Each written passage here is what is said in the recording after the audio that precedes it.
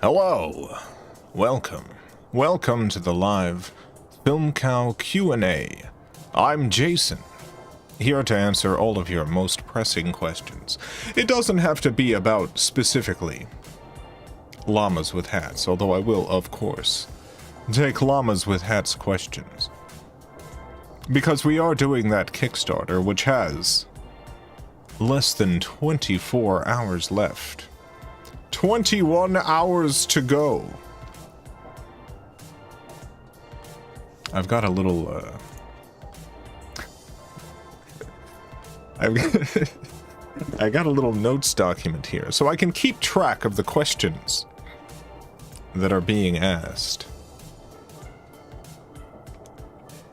I saw someone ask, Kung Zu Gamer gave the first question.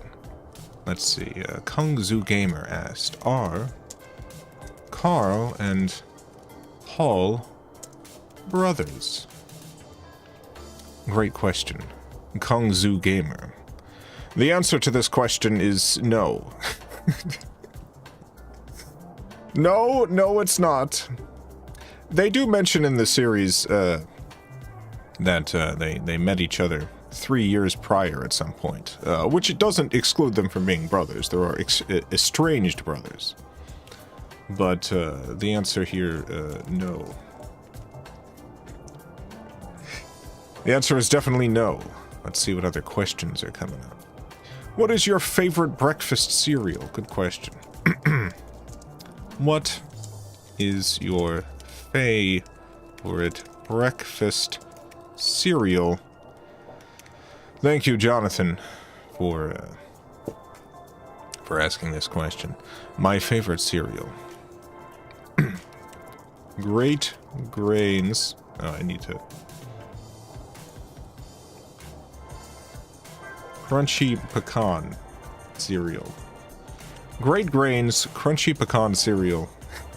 It's my favorite one. Great Grains Crunchy Pecan cereal.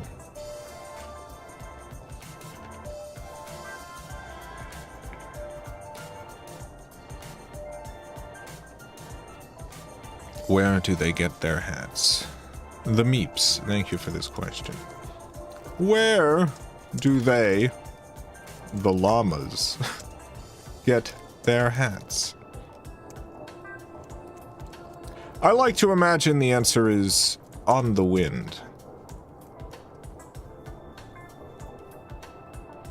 Hats just kind of blow in.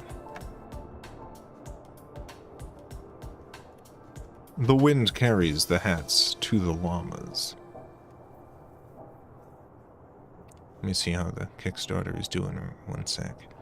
Wow, it's doing real well. Look at that. 4,111 backers.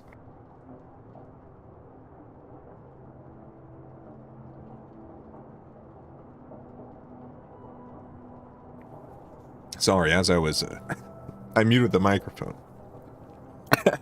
I sneezed. 1 second. I'm going to take a sip of my green tea with jasmine.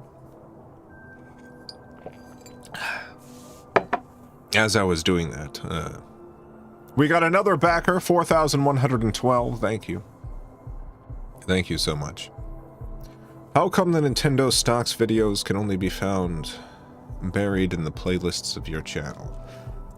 I'll more generalize this. Why are some videos in playlists instead of public? Yeah, I should put only. The answer simply is video list optimization. Essentially. A couple of things. Oh, also. And recommendation curation. This is all misspelled. And live, no less. There's some videos that I don't want to... When people go to the channel... let's see. FilmCow. YouTube. When people go, oh wow, I'm live. Unbelievable. When people go to the channel and they go to, let's say, the video tab, I want them to easily be able to find, like, the good stuff. And not necessarily have some of the quicker videos that I did when I was busy with the Charlie finale, kind of blocking people from getting to the good stuff. But they are still available. If you go to the playlists tab, there's all sorts of playlists for all sorts of stuff that isn't public anymore. Also my favorites, you can see, because I'm logged in, you can see the sleep meditation music that I listen to right there.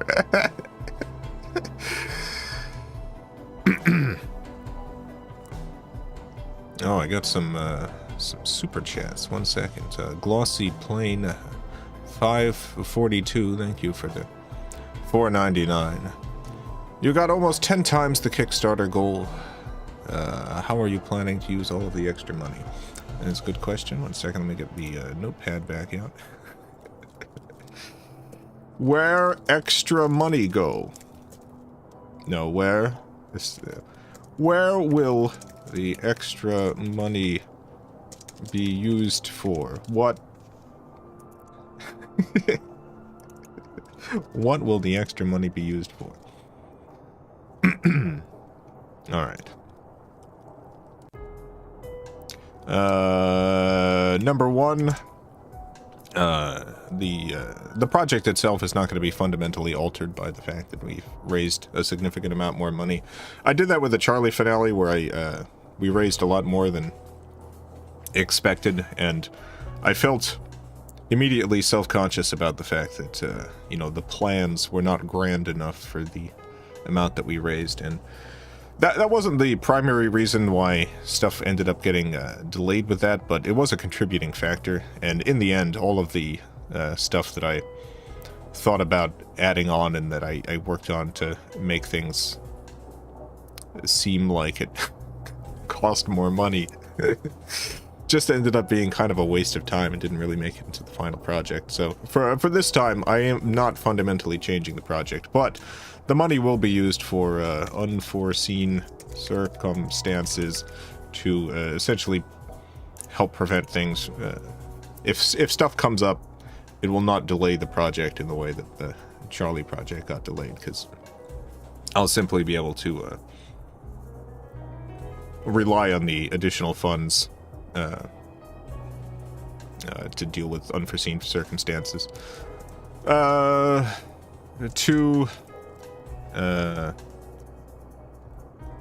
Backer rewards. The fact that we made extra money means that by the time that I'm producing the backer rewards, I'll have additional funds to put them together, so quality will be bumped up a little bit. And 3, at the end of everything, if there is actually stuff left over, then that'll be figured out at that time what those funds should be used for, whether that's more FilmCow video stuff, or, I mean, it'll be used for FilmCow stuff in general, but whether that's video projects or other FilmCow things, who knows. Let's see, what else do we got? Nate, oh, thank you for the $2, is drinking a green tea with boba. Green tea. Oh, I'm drinking a green tea with boba. Green tea with boba. Great, excellent. I love green tea. Boba's pretty good. Boba's alright. Rin, thank you for the $5. If the llamas don't speak English, as seen from the prequel secret audio, how do we hear what the llamas are actually saying? 6. How do we hear what the llamas are saying if they aren't speaking English? The answer to that is, do we trust the source that gave us that recording? It's a big question mark there. That's the first question you gotta ask. Horizon, thank you for the $2. Will there be any more Fanny and Earl? Will there be... I'm not gonna just answer. You know what? I'm gonna... Just because I don't want this to be only answering super chats, I'm gonna go ahead and say, once I read through the current super chats, I'm not automatically gonna answer the questions from the super chats on this list, because I want just a regular chat to be able to ask questions too, and it seems like the super chats are filling stuff up, and I kind of want to pick and choose more which questions I'm answering here. Will there be any more Fanny and Earl? Yes. Yes, there will be. Eventually. At what point? No idea. Cerise Sundry, thank you for the $4.99. You ever bring back the enamel pins you used to sell? 8. Will the enamel pins return? Maybe. I gotta order them in bulk, and they didn't sell particularly fast when I produced them before.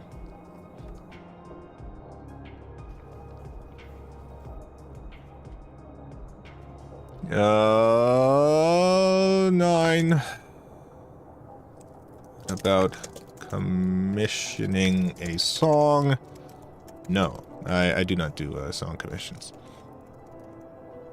Anything that I do that takes me a long time, I don't do commissions on, because I'll do a song commission. It'll be $50,000 though. Anything that takes me forever, I'm gonna set an unreasonable price for. Extinguish, thank you for the $10. While we were being taught English during your streams last night, I read Llamas with Hats Babies for the first time. I understand now why you're constantly getting demands for more Llamas with Hats Babies. People love Llamas with Hats Babies. They can't get enough Llamas with Hats Babies. Do I have... I thought I had a copy of Llamas with Hats Babies around here. Are you okay? Great question. Are you okay? The answer is yes. No.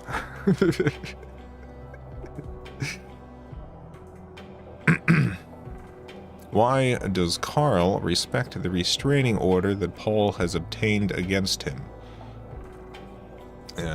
This is an interesting question. Why does Carl respect the restraining order that Paul has obtained against him? Good question. First of all, does he? I think yes and no. I don't think he respects the legal restraining order. I think that he eventually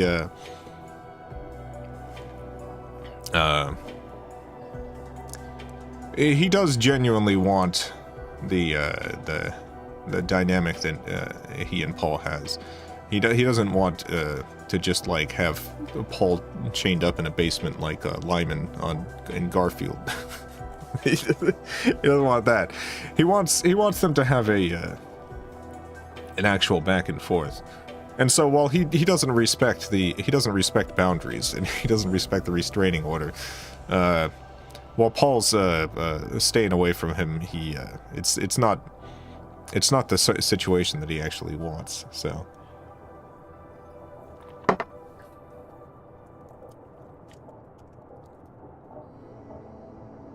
Will Mr. Benford be making a voice appearance? Will Robert make a voice appearance? Probably not. There aren't many characters. So there wouldn't be I can't knowing the script which is largely recorded at this point. No, probably not. Extinguish, thank you for the $5. Many thousands of dollars for more of the beloved series, The Animal, Criminal Alien Dinosaur. I stopped doing that because the family members that was based on died. It was based on well, there's two reasons I stopped doing it. One of it, people kept thinking it was like what is it? chef's parents from South Park, which annoyed me a little bit. But no, it was based on two family members of mine, and they both have since passed. His aunt and uncle have died, so it feels weird to continue doing that series.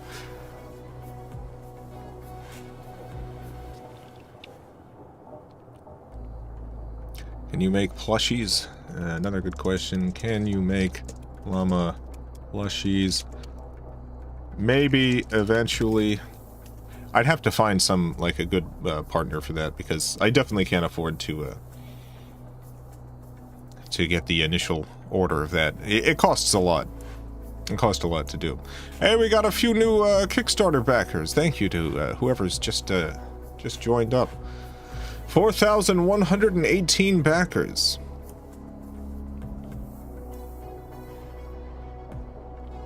Will you do any FilmCow crossover stories?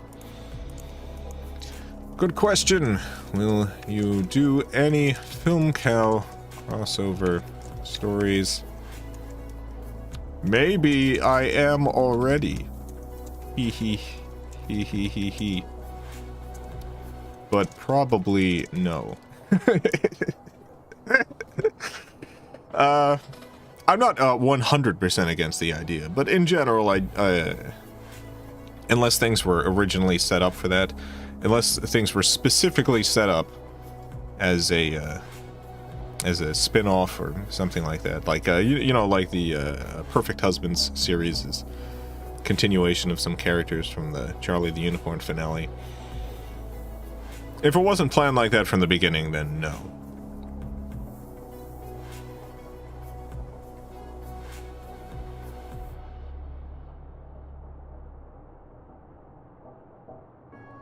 What is the lore on Gronus?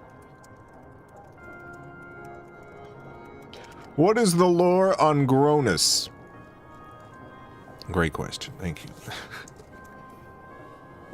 We are Gronus. There is no self, but there is Gronus. We are real through Gronus.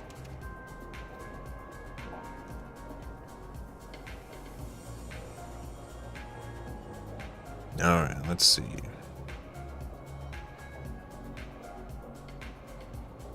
Christine the Cat Girl, health update. Another excellent question. How is Christine? Christine is fine. No problems. No problems for Christine.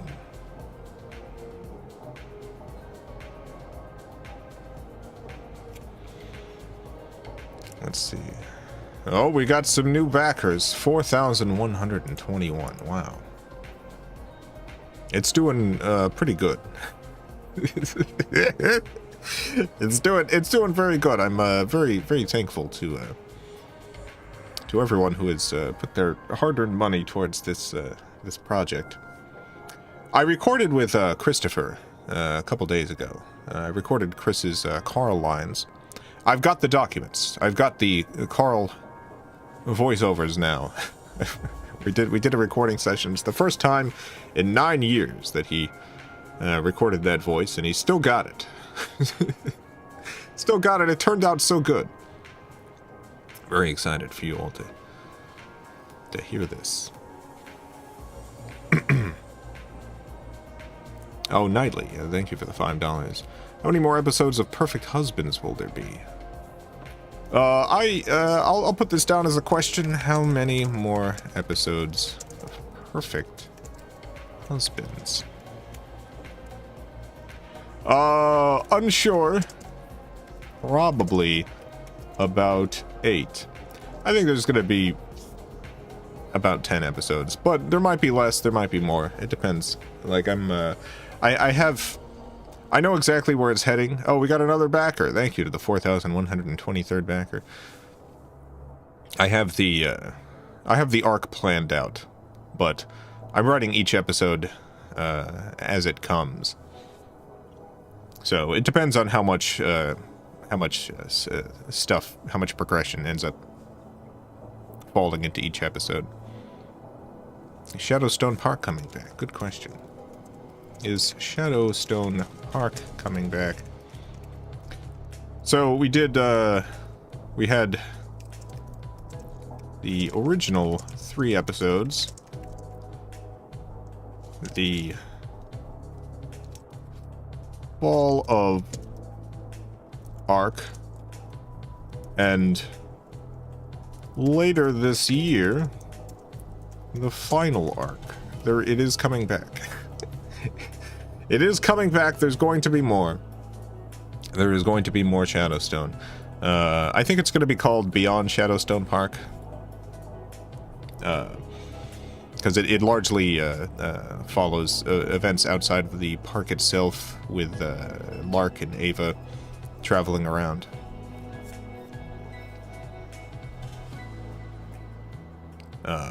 Bruisewit, thank you for the $2. Will there be a Bino the Elephant 2? Probably not. There might be a reboot at some point.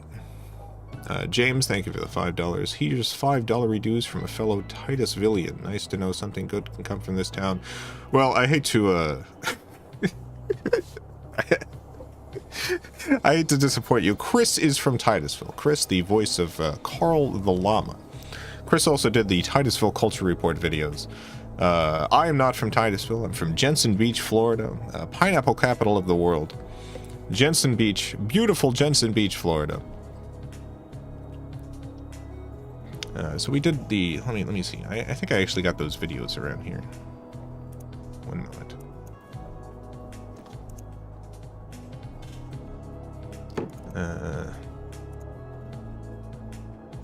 Oh, I got them in my Google Drive. Dang it. But yeah, Chris did a series. It was called the Titusville Culture Report. Excellent series.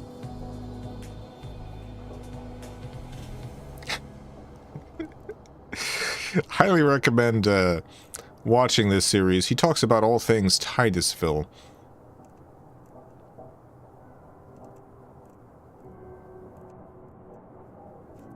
Oh, I like this. I love this restaurant. Oh no. Oh no, I hit the wrong button. 1 second. I hit the wrong button. Let me get it back. Here we go. That's the right button.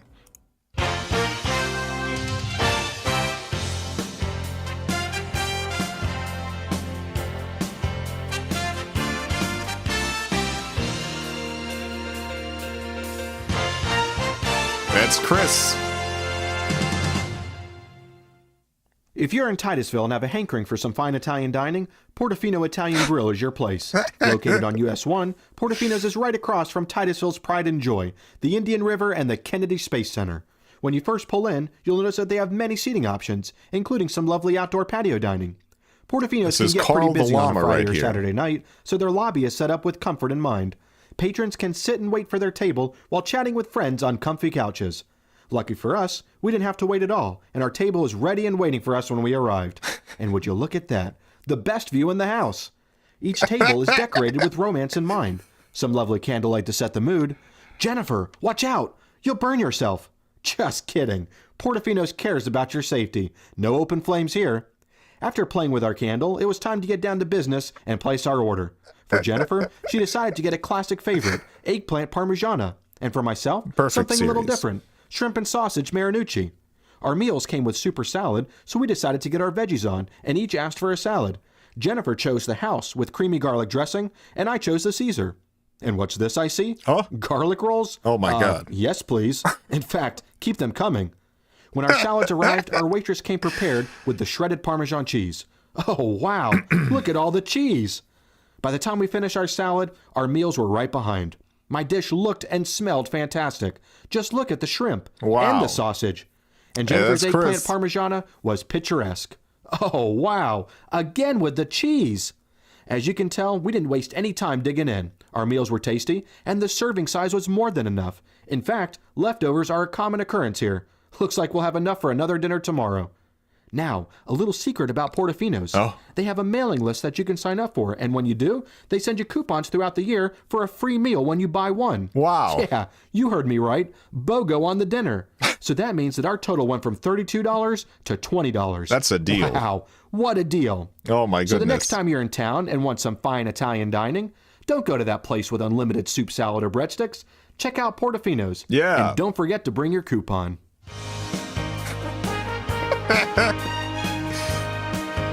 Anyway, go to Titusville, Florida. Beautiful, beautiful Titusville,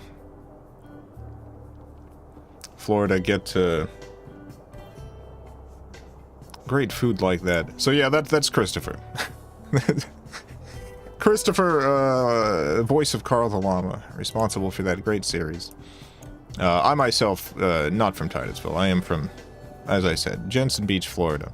I was born in Miami, Florida. Born in Miami. And then eventually, family moved to beautiful Jensen Beach, Florida, pineapple capital of the world.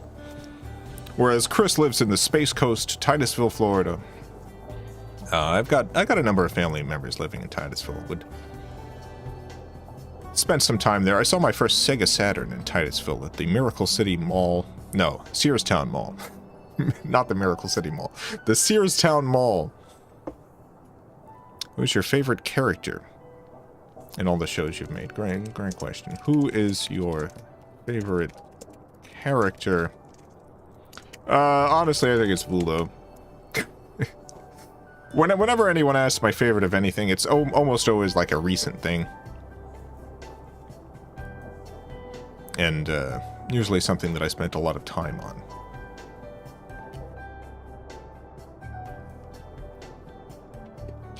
Did Carl call the MSN TV installer just to kill him? Good question.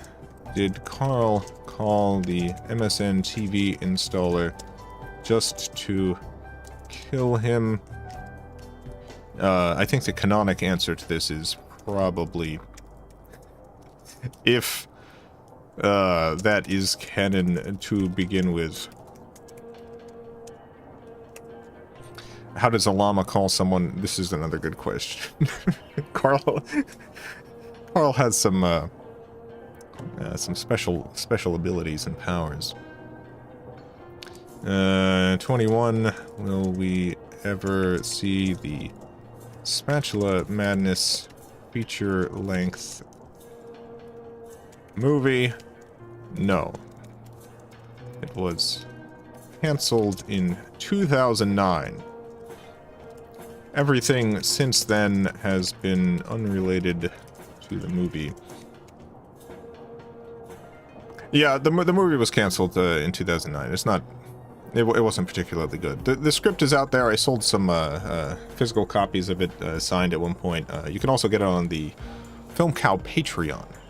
Oh, we got some new backers. Thank you to everyone who just joined. 4,131 backers. But yeah, if you've seen like any of the... If you've seen the Spatula Madness stuff like The Doctor's Office or... The Perfect Business, or the more recent videos, all of this is unrelated to the movie. If you like that stuff, that stuff is just its own shorts, unrelated outside of theme and in some instances characters.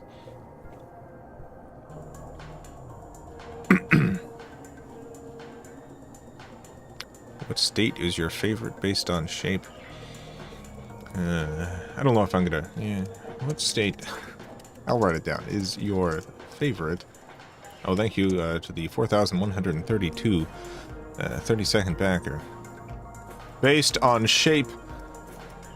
I'm biased here because this is where I live, but I do think it is Florida. Florida's a wacky wacky shape. I think Florida's got a pretty whacked out shape, and I like it.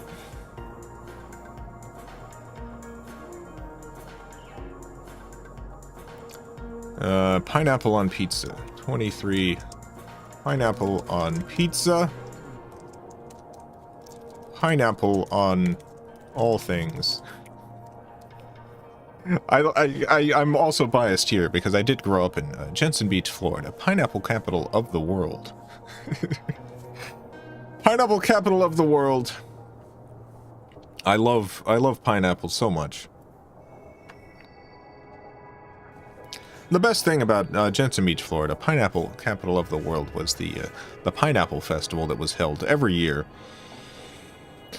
There was a pineapple festival, big pineapple floats, people dressed up like pineapples, pineapple dishes served.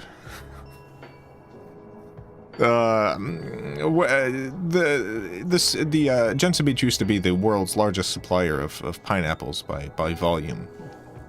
Unfortunately, there was some sort of blight that happened. And at least as long as I was living there, there weren't really all that many pineapples being grown in Jensen Beach anymore. They still had it on the sign, pineapple capital of the world.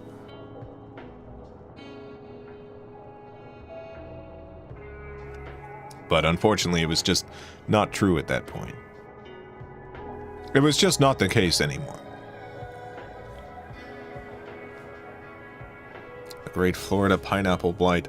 Yeah, I never really looked into what happened. I can't remember if it was a blight or if one of the many hurricanes destroyed the crops and it just never recovered. I don't really know what happened, but I do know that by the time I was living there, the pineapple output was pretty low. My grandparents grew pineapples. They had 12 pineapples that they would grow. Pineapples pineapples take a year. They take a year to grow, so they would plant one 1 month apart, so that every month there would be a new pineapple ready to go. They only grew 12. Yeah, they weren't pineapple farmers. They just had them at their house.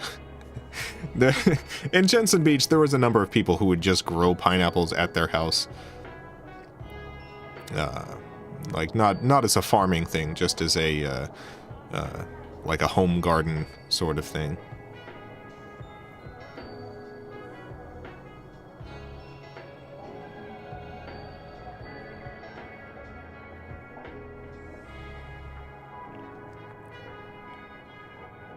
Let's see. What is it like being a white man? Well, I'm definitely one of those things. I saw some debate online recently. So first of all, I'm Greek, which is white, but the reasons why it's white is complicated. So in the United States, there was Greek people immigrated to the United States. A large number of them after a genocide occurred against them in Turkey. There's a terrible, it's called the Great Catastrophe. And a number of Greek people escaped and sought refuge in the United States of America. My great-grandmother came here from Cyprus in particular. And one of the things that they ran into immediately in the United States was the KKK. The KKK took a particular umbrage to the Greeks coming into the United States, and there was a number of murders, a number of terrible things happening. My grandfather himself had a cross burned in his yard, and a number of hate crimes committed against him and his family. So one of the things that Greek people did in the United States that ultimately made Greek people white, because white is largely a social construct, is the creation of an organization known as AHEPA. AHEPA is a very powerful Greek organization that worked diligently on assimilation. So the idea was that Greeks would band together, form this group called AHEPA, and become the most pro-America patriotic group possible. A number of U.S. presidents became honorary members. During World War II, AHEPA raised more money in war bonds than any other organization. Sounds like Greek nationalism. Yeah, so this wasn't like a patriotism towards Greek. This was like Greece. This was like the opposite of that. Extreme patriotism and unwavering support towards just the United States. And it worked. IHEPA worked as intended. Greek people essentially became white in the United States, thanks to thanks to their successful campaign against the KKK by becoming as patriotic as possible. I actually got a HEPA scholarship when I went to college. my grandparents were members of this organization, as most Greeks of their age were, and I got a small scholarship. I forget how much it was. It was like $500 or something. A HEPA. So yeah, that's Greek whiteness. Greeks in the United States, they are white because of that history. Are you a HEPA head yourself? It's a HEPA. It's let's see.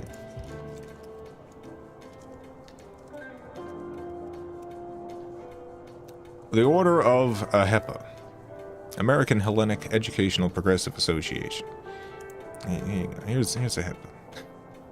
Membership 30,000 plus. Founded as a fraternity, Atlanta, Georgia, on July 26, 1922. Its mission was to promote the image of Greeks in America and assist them with citizenship and assimilation into American culture and combat prejudice. Yeah, founded with a focus on civil rights, particularly to counteract the Ku Klux Klan.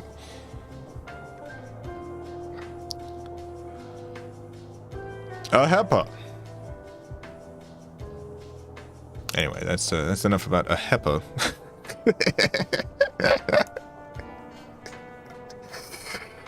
I had complicated feelings about the organization, given its extreme U.S. patriotism.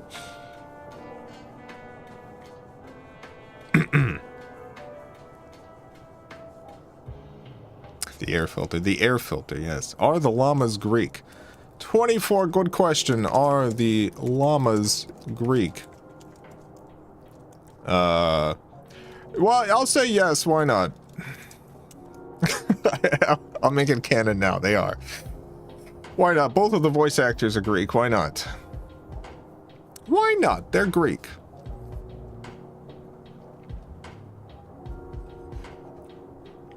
Llamas are Greek now.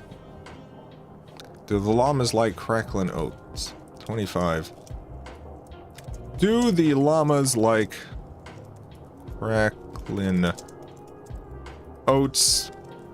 No. They don't. Apologies. No, they like euros. They like euros.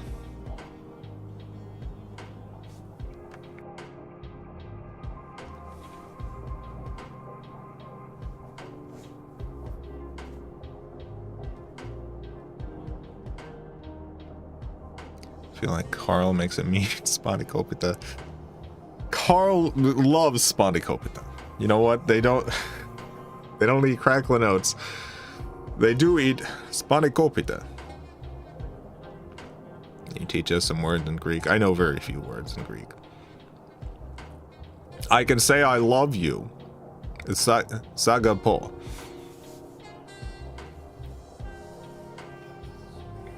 I mostly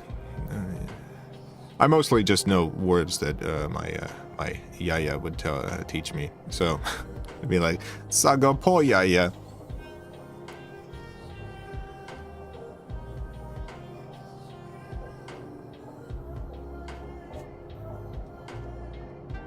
Loves pasticcio.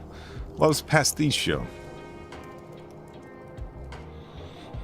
Oh, I can teach you another word. Malacca. This is if you're, it's an insult. Look at this Malacca over here. Hey.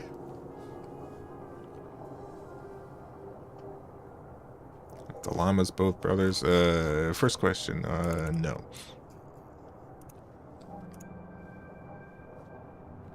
Sounds like a slur.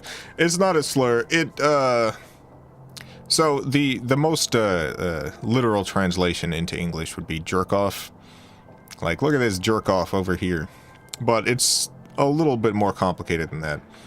It's basically a word for someone who, a foolish person who spends all of their time jerking off like more than anybody else in the entire town.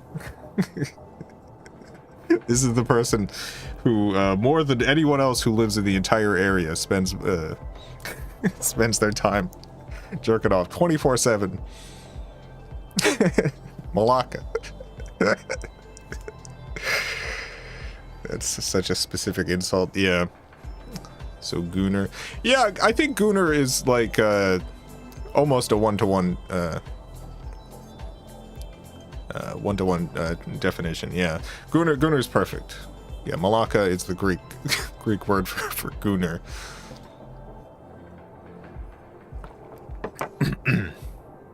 What is the extent of Carl's association with the CIA? Is Carl associated with the CIA? No, only in spirit.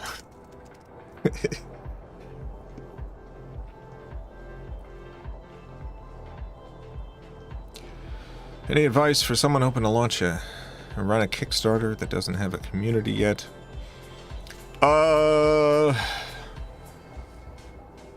As someone who's never ran a Kickstarter campaign without that community, I genuinely have no idea. Like, most of the promotional stuff that I've done has been less about selling the product itself, or which is in this case a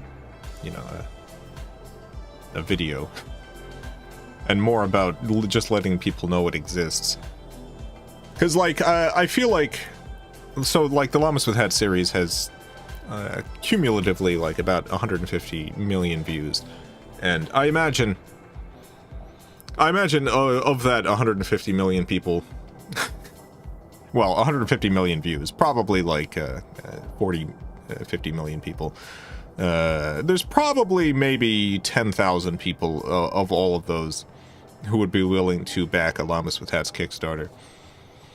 So most of my campaigning has been specific around, like, trying to reach as many of those 10,000 people as possible before the campaign ends.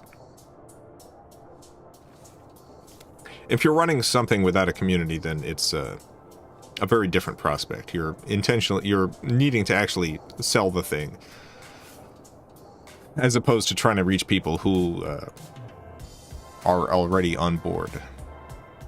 And I have no idea how to do that.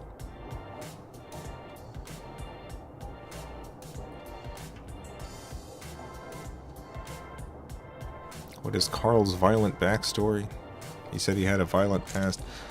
What is Carl's violent backstory? He might be lying. If he said that he had a violent backstory, it's probably not true.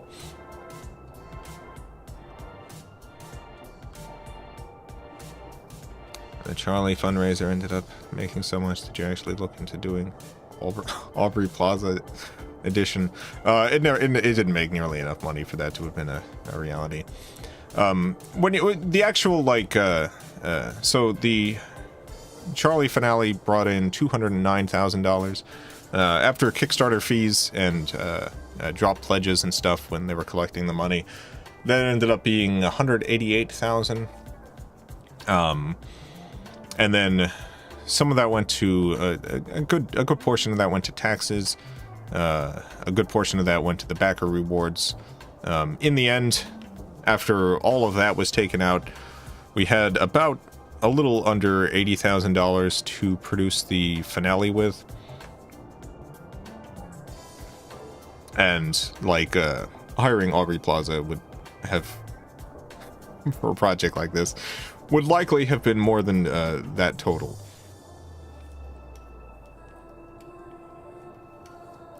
Do the llamas like crisp cereal? I'll go ahead and add this to the quiz. The answer is still no. I don't think they eat much cereal.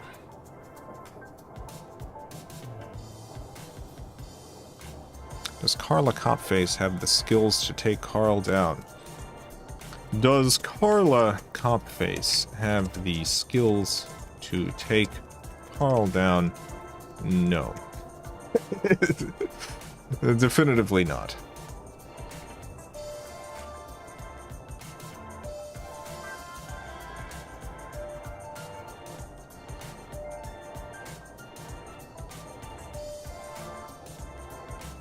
Carl and Paul dating. The way that I write a lot of characters, there is specifically like romance to the relationships.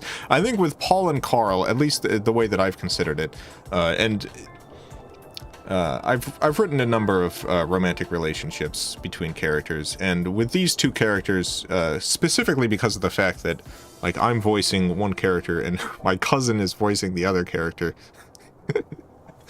Like I have not considered their relationship to be like a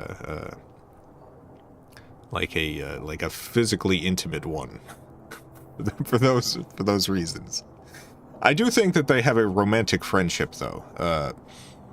This is a concept that has largely stopped existing in Western culture. But romantic friendship is a real thing. It's... let me see. There's probably a Wikipedia page about it. Romantic friendship. Yeah. Here we go. A very close but typically non-sexual relationship between friends, often involving a degree of physical closeness beyond that which is common in contemporary Western societies. So yeah, I think this is like the best way to describe their relationship. I think at this point, like if it wasn't my my cousin voicing Carl, I might consider it differently, but this is how I imagined it when I started the series, and this is how it still is in my head.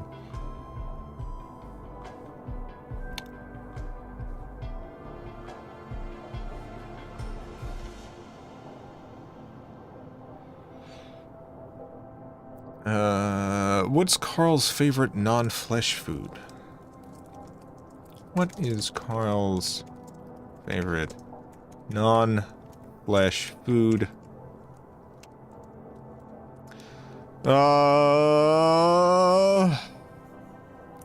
Let's see.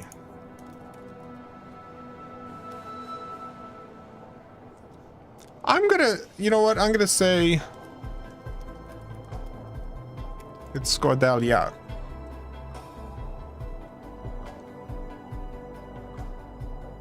Yeah. This is not misspelled. Learn spelling.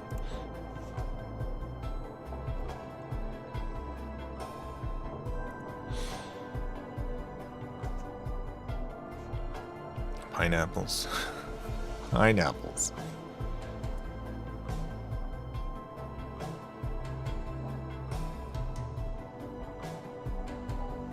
Is Carl a communist? Is Carl a communist? No. I cannot imagine that Carl's politics lead towards communism. He doesn't seem very he doesn't. His actions do not appear to have the collective good in mind in any sense of the word.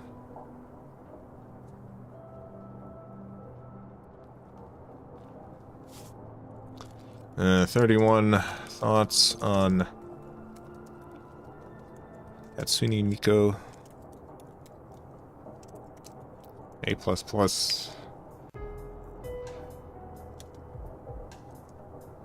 Just seems nihilist. Yeah, I think Carl's probably a nihilist.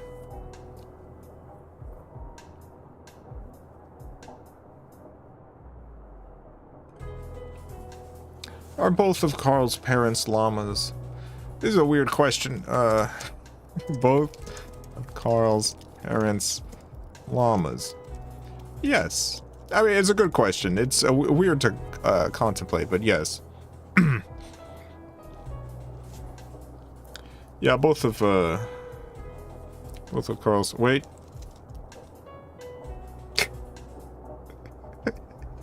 Yes, but Carl will lie about this. I just don't want someone to come back to me after the epilogue, because I have a line in the epilogue where Carl mentions one of his parents in a way that would contradict this, but Carl is lying. Carl is not being truthful.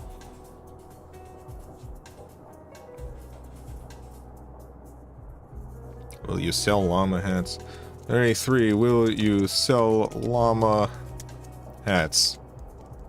No current plans, but maybe if I had a good partner.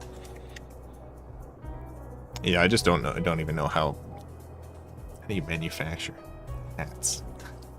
I don't. How does that happen? I'd have a high standard too. I wouldn't want to make cheap stuff. I want to make some good hats. I need to find a good hatter. Knit them yourself.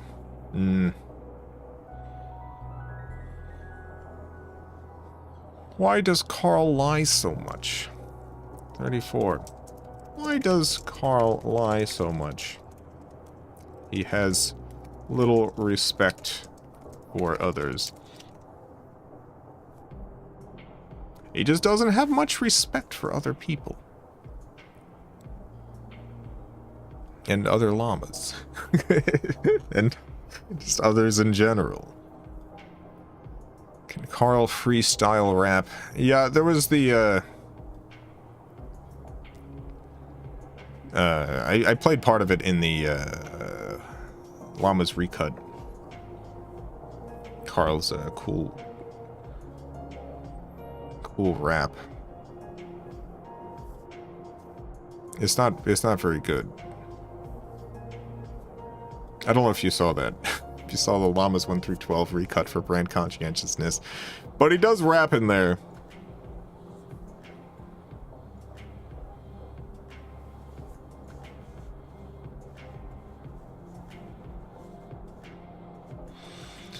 What kind of pictures did Carl have of Paul on his computer? Good question. What kind of pictures did Carl have Paul on his computer? Anime.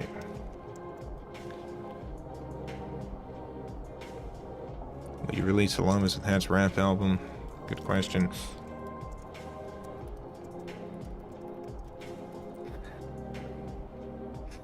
A rap album? No.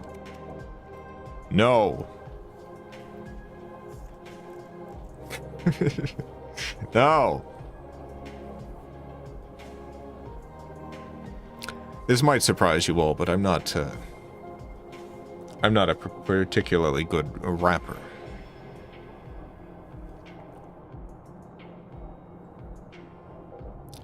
Where did Paul meet Carl? 37. Where did Paul meet Carl? Briefly mentioned in the epilogue. Stay tuned.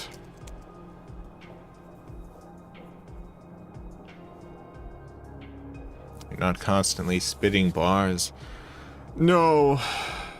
There was a brief period of time in which I thought, you know what?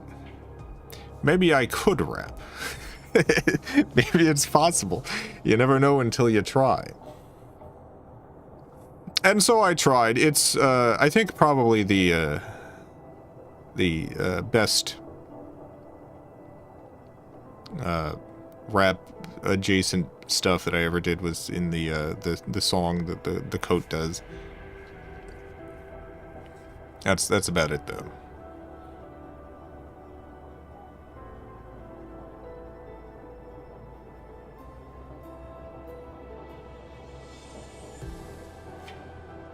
Favorite FilmCow series short that you have little intent on continuing? Good question. Let's go to filmcow.com. Let's go to YouTube. Let's just look through the videos here. What do I have little intent on continuing? That I also like. I mean, I like all of them. I guess I do like Gods of Olympus. I had planned that as a series, but that ended up not happening. And at this point, it's not going to. I guess the same thing with, like, what do you call it? Magical Realm of Horseman. Like, that was originally planned as a series, but enough time has passed that I just, like, I'm beyond that creatively. I'm just in a different place. Wouldn't want to work on it anymore. So yeah, one of those.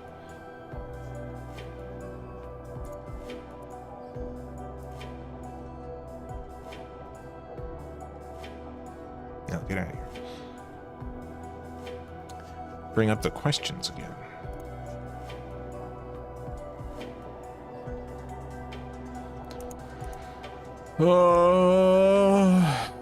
Would you ever consider a new modernized remake of The Cloak? 38. Would you reboot The Cloak? One day. Yeah, I've at various times had ideas to reboot that, and it'll probably happen eventually.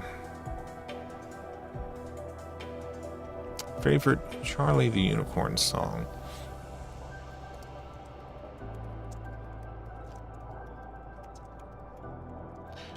Probably Temple of the Cat. Or, oh my goodness, what the heck is it called?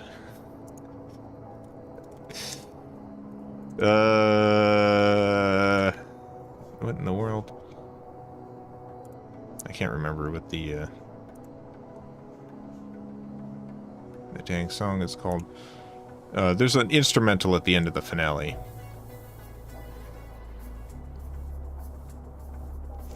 Everyone is Smiling is also a favorite.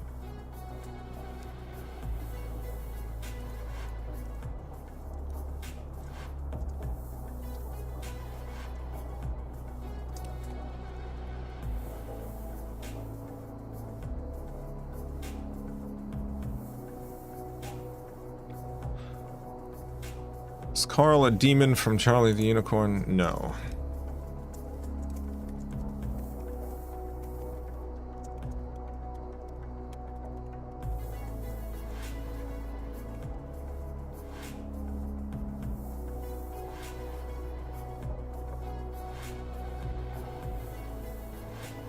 Did you ever not put something in Llamas with Hats because it was too graphic? I did not know.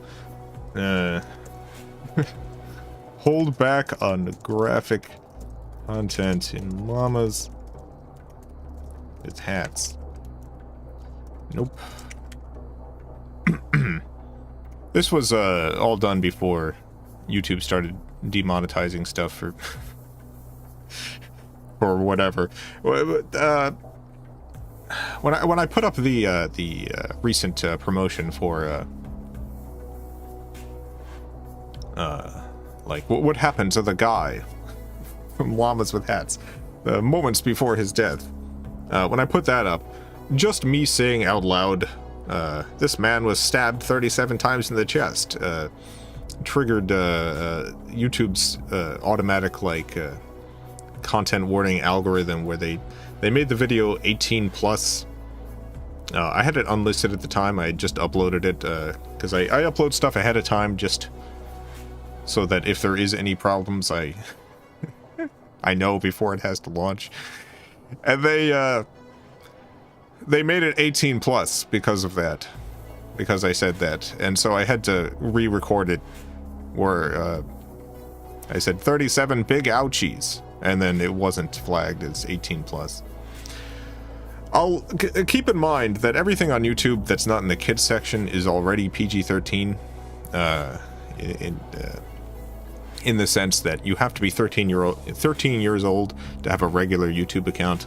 So theoretically, like everything has a PG-13 rating.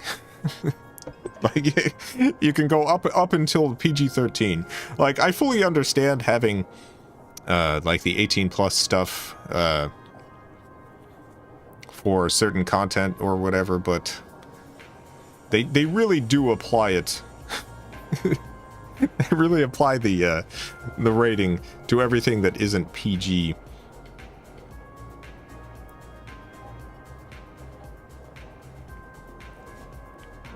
I really like I'm a Millipede.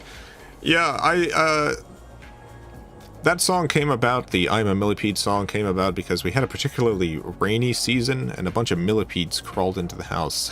It was really disturbing. I was disturbed by all the millipedes crawling in, and I thought to myself, this is terrible. What's going on here? No good. I don't like this. I don't like this at all. But I want something good to come out of this, so I'm going to take creative inspiration. And so I sat around trying to think of some way I could make something good out of the millipede infestation, and ended up coming up with that song. So it worked out. It all worked out.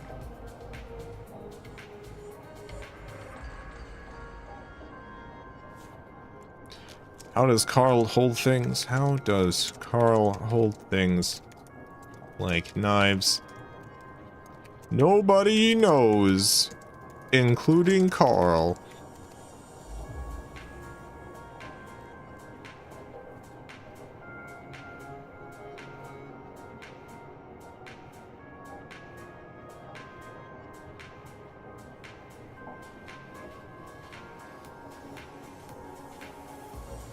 Could Carl have beaten the Chaos Demons from Charlie the Unicorn? The two universes work on wildly different rules, so I don't think imagining a fight between those two like makes a lot of sense. Like, they are specifically like two different universes in which there's like a unstoppable world-eating monster in them, and it doesn't make sense to have those two. So I have no idea. I feel like if you take any kind of concept like this and pit it against another, the answer is who knows.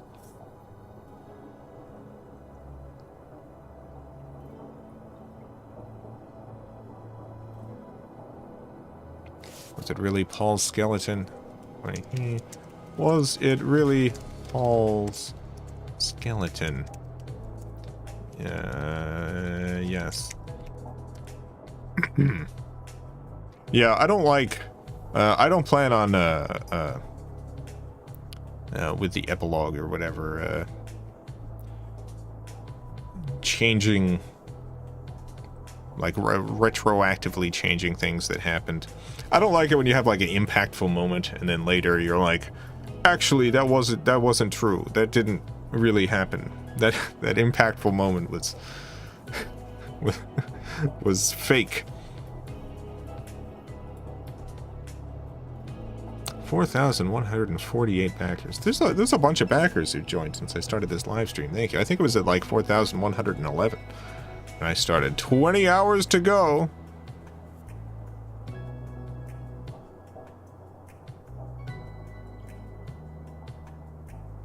$20 hours to go.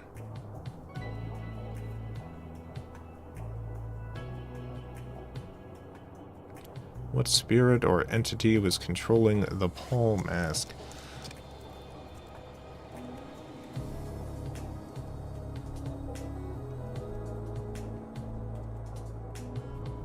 None.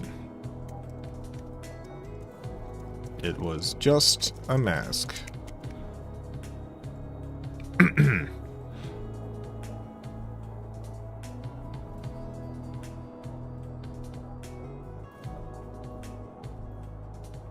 Why FilmCow and not Film Llama? When I first started FilmCow, I created a list of synonyms for movies and also a list of animals and just combined them all until I came up with the one that I liked. So that's why I ended up with FilmCow. I love cows. Cows are great. I don't do a lot of cow stuff in videos. I think the only cow that showed up in FilmCow was in Richard Crumb, Multi-Dimensional Investment Banker. There's a cow in that. Have you ever considered a career as a singer? No, I'm not nearly as good nearly good enough at singing. I can sing for my own stuff, but that's about it.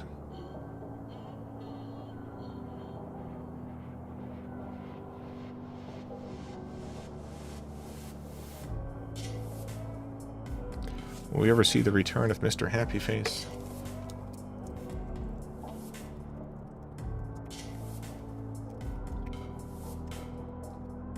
Probably not. No. I mean, you never know. Maybe I'll get a really great Mr. Happy Face idea.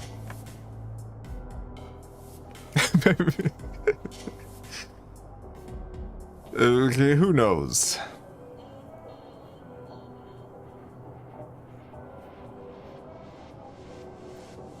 What was the inspiration to spin Normal and the Coat off into their own series?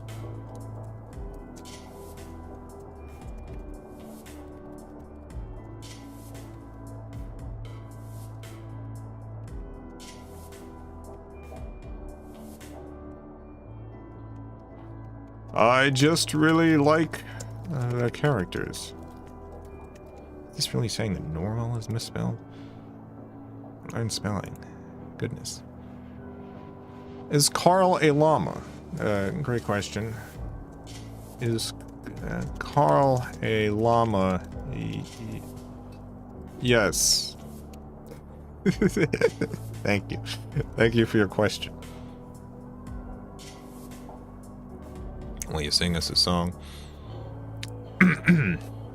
What songs do I even know off the top of my head?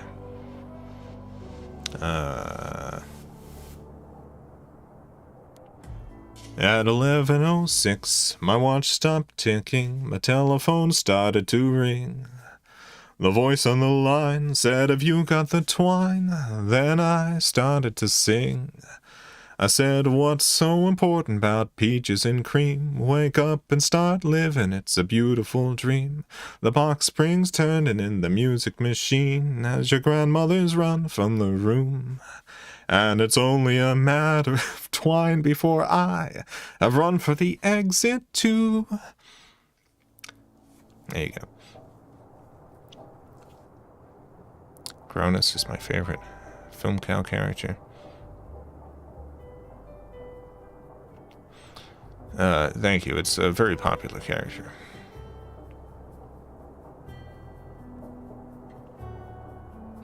Who would you want to direct the Llamas with Hats movie? Also a good question. Who would you want to direct the Llamas with Hats movie? Me. I'm a director.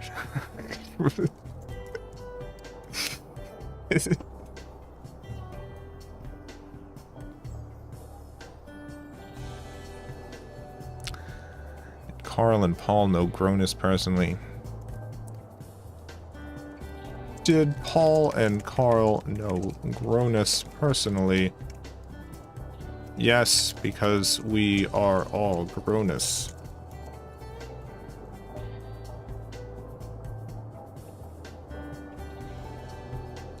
Will there ever be a continuation of Marshmallow People?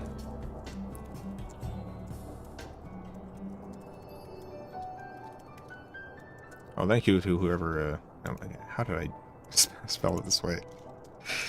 Marshmallow People. Thank you to the 4,149th backer. I think people are gonna really like the rewards they send out. The DVD in particular, slash Blu-ray. You're gonna get a choice. You get a DVD copy or a Blu-ray copy, whichever whichever you prefer. Gonna have the whole series, including the epilogue, including the 1 through 12 recut for brand conscientiousness. There's gonna be some bonus features on there, commentary. Gonna be a lot of stuff. It's gonna be jam-packed. And this particular DVD / Blu-ray is it's not going to be available after the Kickstarter. It's not going to... This particular DVD / Blu-ray, it's Kickstarter exclusive. So, you got 20 hours left. Will the epilogue be on YouTube? Yes. Yeah, the epilogue will be on YouTube. Will there ever be a continuation of Marshmallow People? If inspiration ever comes again. That's a series that I did the second episode when an idea for a second episode popped in my head, and I did the third episode when an idea for a third episode popped in my head. If a fourth episode pops into my head, then the fourth episode will get made.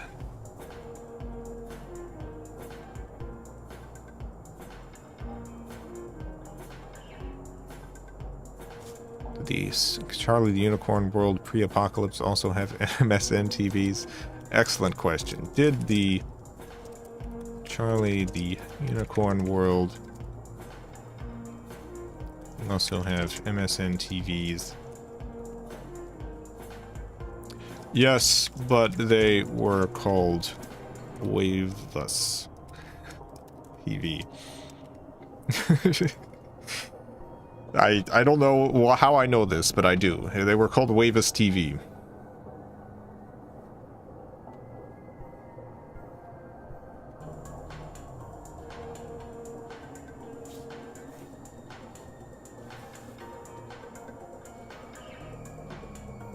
Do you have any videos you regretted putting time into making? I don't think regretting putting time into making is the right way to phrase it. Do I have any videos I made that I don't like? The answer to this is yes. Cat people.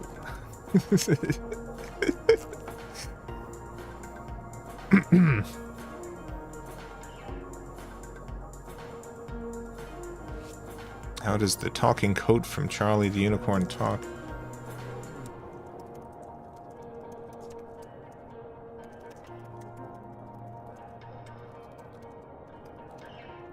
There was a canonic explanation described in the finale itself.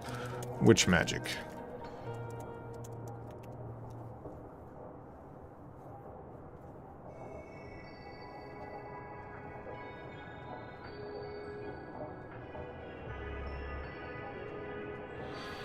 Why do an epilogue a decade later? 54. Why do an epilogue a decade later? Fair question. An idea for an epilogue came to me. I've had this, like, ever since completing the series. Like, I didn't plan to continue it. I was completely finished with it, like, artistically. Although I did, in the back of my mind, like, you know, you don't not think about where things could possibly go, even though both characters have died. And I did imagine, like, if it was going to continue, like, it would cut to Carl after he lands in the water and a light appearing below him. I just didn't know what would come from that light. And more recently, like, I've been thinking, the 15th anniversary of the series as a whole came up in the past couple months, and that approaching milestone made me start thinking about the series again, and thinking about the response that people had to the final episode. Specifically, like, a lot of people genuinely felt bad for Carl. A lot of people really had a emotional reaction to Carl's pain. And I thought that there's, like, something interesting that could be done with that reaction. So, with the original 12 episodes, like, I worked on episode 1 through 4, and had planned on stopping at episode 5. The 5th episode was gonna have Carl and Paul standing on the moon, looking at a shattered Earth behind them. Like, the idea was every episode escalates, so what Carl does is worse every episode, and it ends with the 5th one, and the shattered Earth. When I released the 4th one, there were some comments, both on YouTube and also the FilmCow forums at the time, where people were like, oh, I bet the 5th episode has the whole Earth destroyed. And a couple people even said, and they're standing on the moon with the Earth behind them. And hearing that, I was like, man, I gotta watch out. This series is funny because it's unexpected, because things happen that people don't expect. If people guess literally the visuals that are gonna happen, like the idea and the visuals in the 5th episode, it's just not gonna hit. It's just not gonna work. So I scrapped the plans for the 5th episode, and the series went kind of just it's sat on its own for a while, and eventually my partner Scuffy, I was talking to my partner Scuffy about the series, and they mentioned like, why don't you have the characters just blow up? Why don't they explode? I was like, yeah, that would be surprising. And I started thinking about that more. And I started imagining, like, alright, yeah, what if the characters do die, but what if it's, like, really drawn out? What if one of them leaves and things start falling apart? Like, this is definitely a surprising way for the series to go. People are not really going to expect that this is what's going to happen. Because the interactions between the two characters, like, I've had people describe the series with the term lol random, which I understand. It is like it's two wacky llamas wearing hats or whatever, but in terms of the actual substance of it, it is essentially an old vaudeville routine. It's like a vaudeville buddy comedy act. You'd have the one character who'd be angry at the other character for either incompetence or for doing antisocial things. And what happens if one person leaves and the other person tries to continue the the act without that person there? How does one half of a vaudeville comedy act still make sense when it's just the one person now? And I decided to write that in like a serious way, like, and it all just starts falling apart for Carl. And I put that together. There was like the fan theory going around, which is not true, that I was angry at people requesting more Llamas with Hats episodes, and so I started like I intentionally killed the series as like a sort of passive-aggressive response, and that was not it at all. In fact, if you look at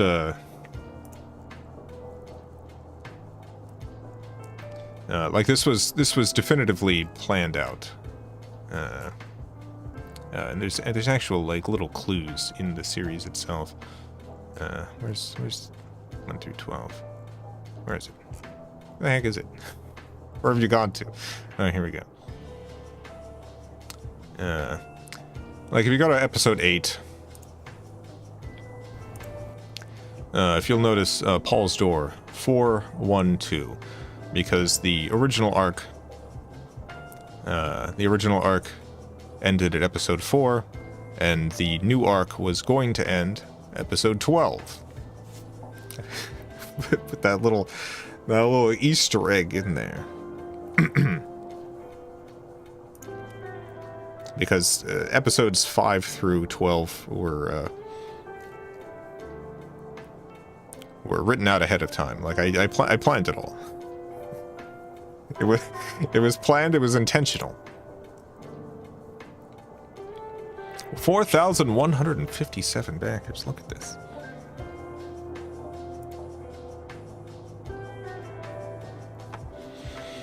Thank you to everyone. 19 hours to go.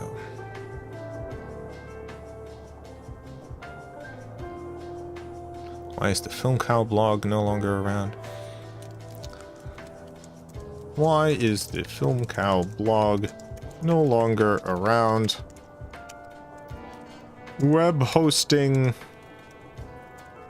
reasons. I had a dedicated server for a while until I could no longer afford a dedicated server. That's why the Llamas with Hats blog and the Llamas with Hats forum disappeared. So you can run a blog pretty easily on a shared server. That's no problem. But because the FilmCow website got so much bot traffic,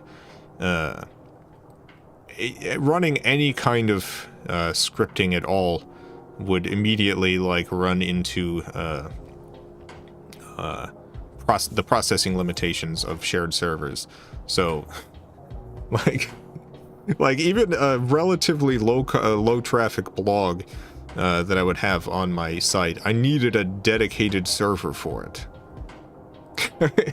I could not run it on a shared hosting platform. So as soon as I couldn't afford a dedicated server anymore, I just got rid of it. It was too much bot traffic.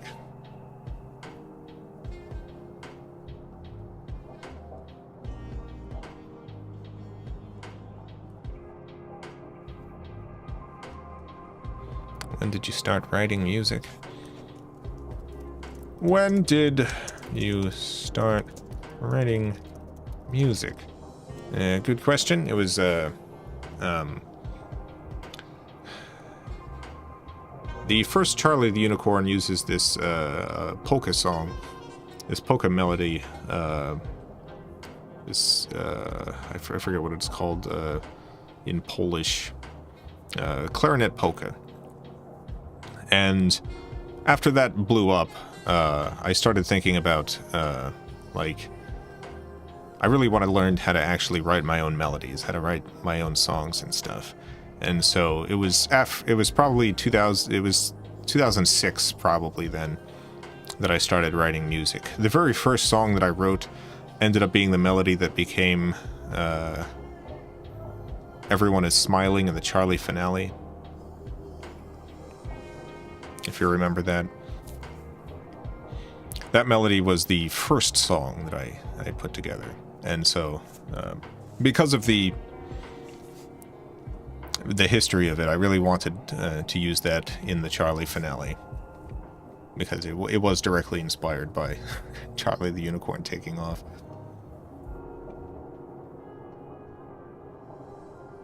I updated it for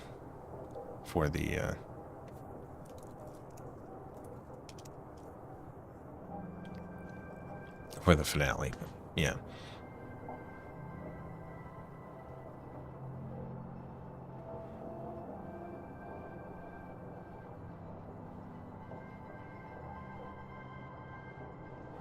What inspired the Charlie the Unicorn finale? Let's see.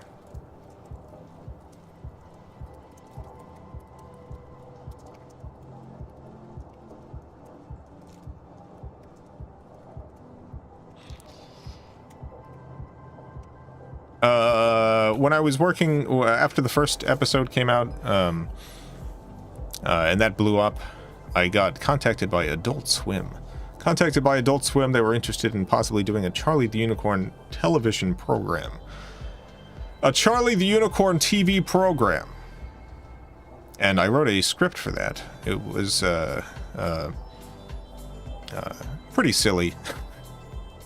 I wrote what I imagined would be like a decent Adult Swim show, and the feedback I got on the script was that they wanted it to be more geared towards frat boys. It needed more drug references and violence and stuff. they thought that Charlie the Unicorn should do drugs.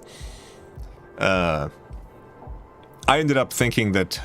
I got a contract for a pilot that I ended up turning down because I thought it wasn't going to turn out very good, and I think I was correct about that. Not just that the advice I was getting from Adult Swim seemed bad, but also I was pretty early on in my creative career at that point, and I don't think I would have had the talent to work within the limitations of the network to produce something good. I saw the pilot. It was still fun. There was no pilot. I never made the pilot. It was never made.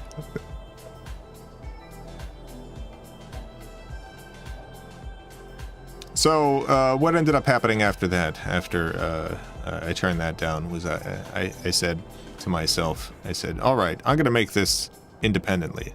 I'm going to continue this series independently. So let's write up a backstory. Let's create an arc here. I'll include little clues in each episode so that by the time you reach the end, people can look back to the previous episodes and see glimpses of what was to come in the end.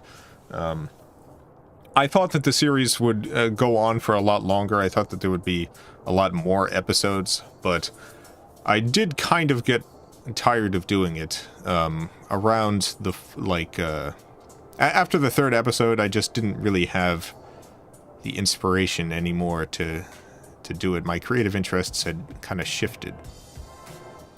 So I made the fourth episode as a sort of linking episode between that and what would eventually be the finale. So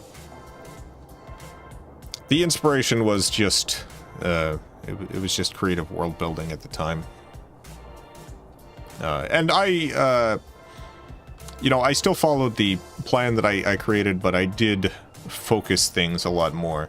Like, I knew in my head, just because of my interests at the time, that there would be some CEO at the center of of everything. But I didn't really know how everything would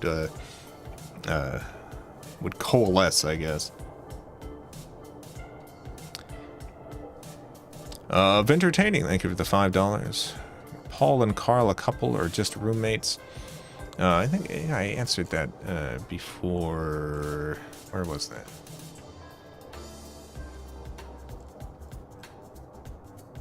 There's I might not have written that one down.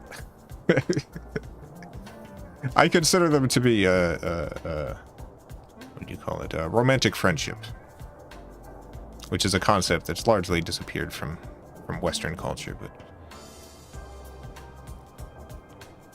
did George ever get his eggs? Because those characters are based on my aunt and uncle who've since passed away, I'm gonna say yes. I'm gonna say, yeah, he finally got his eggs.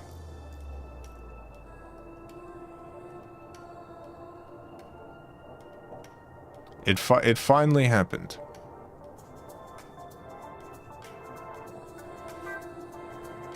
You ever make more Charlie T. Unicron? Will I ever make more Charlie T. Unicron? I'll write this one down. Will I ever... Yep.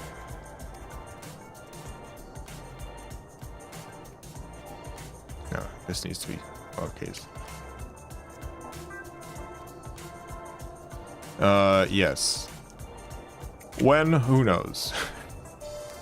I've sat down and tried writing it a few times, and inspiration just hasn't come yet. Is it true Llamas with Hats was inspired by the award-winning movie Boss Baby? I feel like most of my work is inspired by Boss Baby, including the stuff that came out before Boss Baby. Fish, thank you for the $10. Is Llamas with Hats related to the events of Shadowstone Park in any way? That's a good question to write down.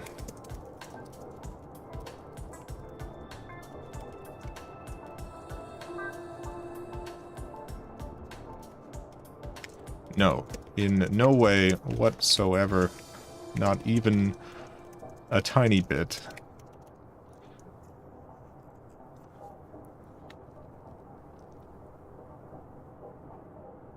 More Ghost House? Good question. More Ghost House? Yes! Definitely in September. I actually had someone, there's a Patreon reward. It's very expensive. But there's a Patreon reward where you can essentially sponsor an episode of The Ghost House. And someone contacted me wondering if they could sponsor an episode for September in particular. And I said yes, and so that's coming out in September. Bruce Witt, thank you for the $2. Who would win in a rap battle, Kendrick or Carl? Kendrick is definitely a better rapper than Carl. Carl has rapped canonically. And sorry to Carl, but Kendrick is definitely the winner in that particular type of battle.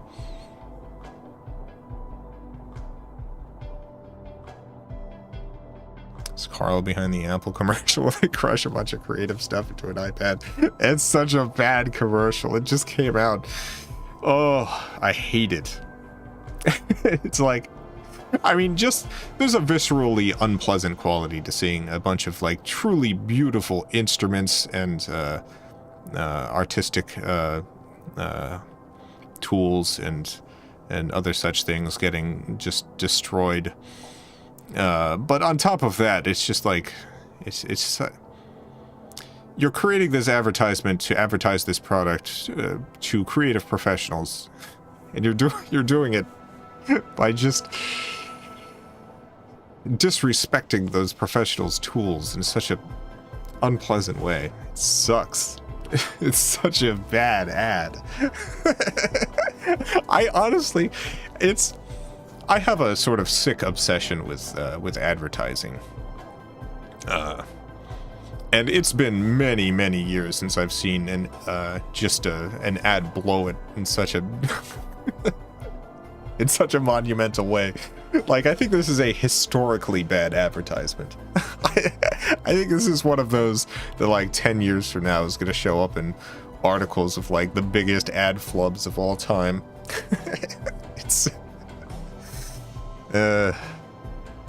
It's like, it's almost creating like an international incident. Like, Japan is extremely upset about this in particular. There's so many creative professionals in Japan who have are just like losing their minds over this. Rightfully.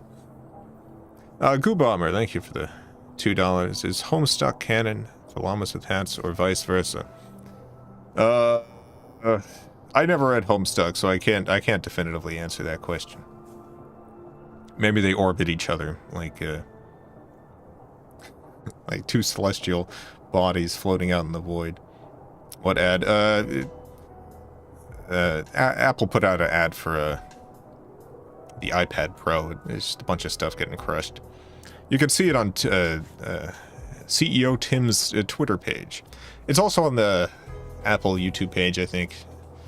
It's the one with the screenshot with the thumbnail of something getting crushed. It's bad. Mad Cats Productions, thank you for the $5. Does Carl see himself as an artist?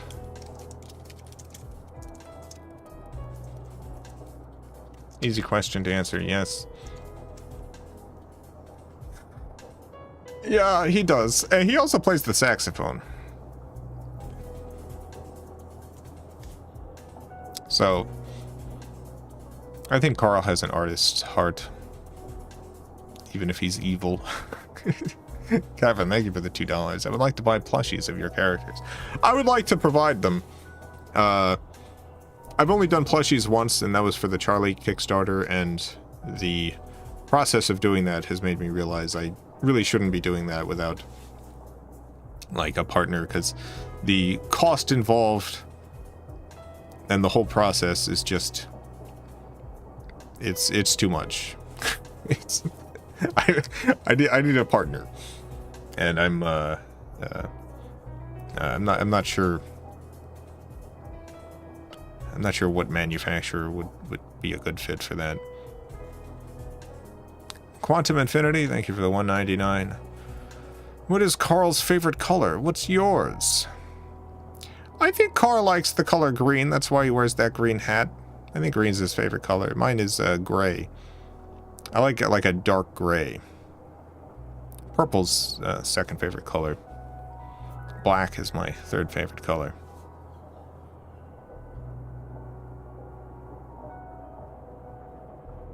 Why is the DVD the recut version and not the original? What do you mean?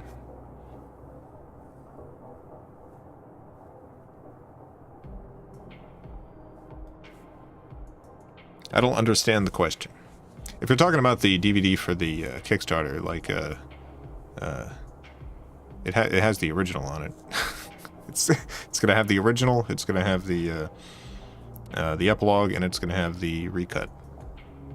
It's not only having the recut. if that's what you're saying, it's.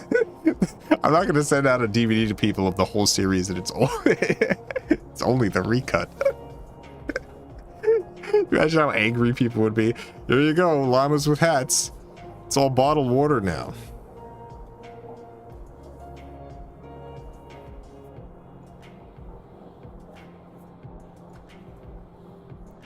Don't Star Wars it up. I'm gonna do the Star Wars version of llamas with hats. I'm gonna add CG dancers. How do we choose DVD or Blu-ray? When it's closer to being shipped, there's going to be a backer survey that goes out in Kickstarter, and you just select either one. Same thing for determining like which name gets thanked. You don't need to worry about like what your Kickstarter username is. There's going to be a survey that goes out to collect the name you want thanked. And as long as it's not like, as long as you don't enter something offensive. Yeah, as long as you're not putting in slurs or advertising some sort of scam, then you'll be good. Hesh the NC Hunter, thank you for the $2. Carl capitulated. South American government. What government was it? It was erased from existence. We no longer have a record, unfortunately. So, no idea. I just don't know what it was called anymore. He erased it from time itself. Something the CIA could only dream of doing.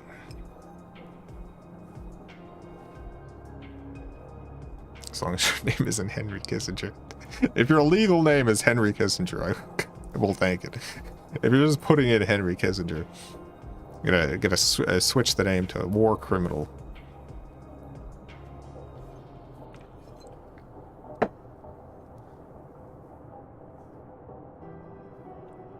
Brent, thank you for the $5. Did President Taft's secret pony brigade ever end up seeing action in battle? I would love to hear that story. This is a good question. Did Taft's pony brigade see action in battle? Yes, but against the U.S. government. Entertaining, thank you for the $2. Ever thought of making human Carl and Paul designs? No, I'm gonna leave that firmly in the realm of fan stuff. I've seen a number of fan designs of human Carl, human Paul, and they're great. I wouldn't want to. I think that's very much a fan domain. What is your favorite Llamas with Hats episode? Good question.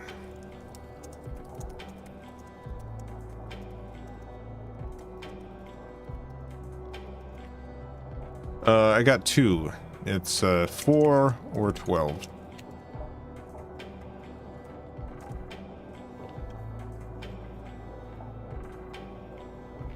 I mean, it's going to be the epilogue once the epilogue comes out. But that's not out yet. You know what? Or the recut.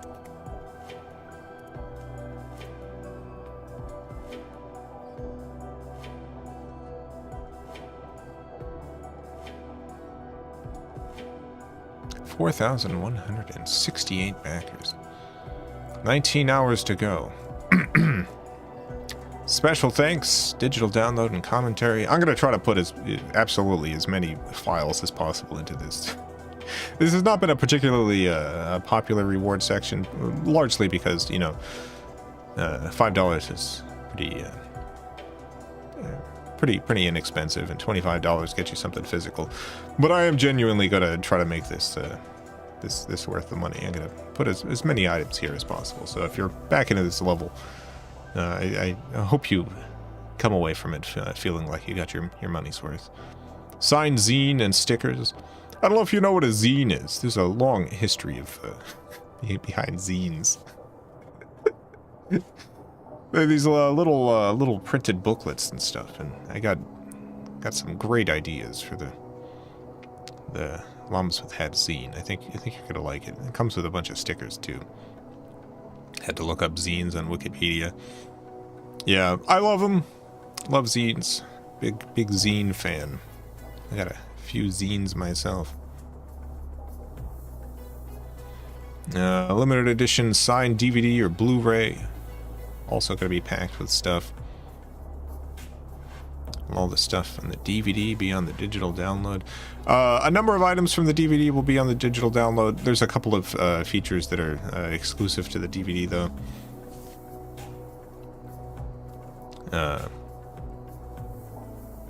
Signed screenplay and art print. Yeah, you're gonna have. I got the. 1 second. Let me grab it.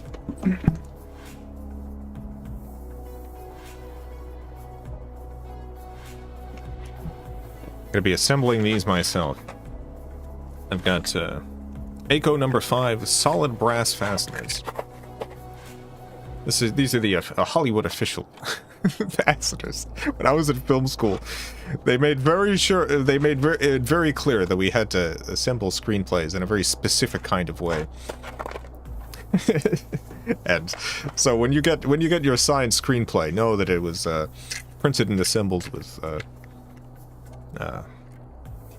in the official Hollywood way. Different international film what do you call it? Film markets have different standards for screenplays. This is the Hollywood one. Official Hollywood brass fasteners.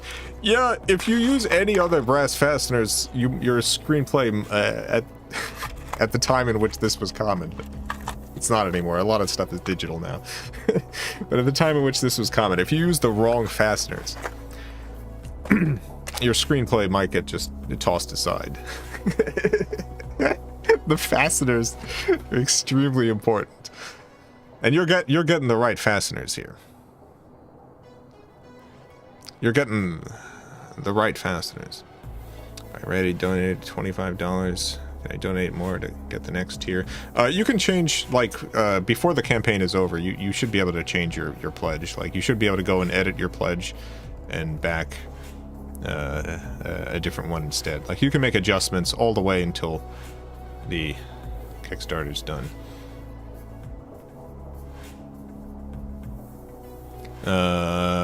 Add your face to the face mountain. This terrifying mountain, covered in faces.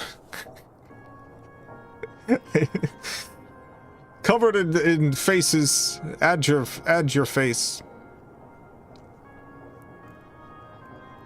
Add your face to the mountain, and of course, executive producer credit. Get a prominent credit. It's executive producer. 4,170 backers. Goodness. It's going up.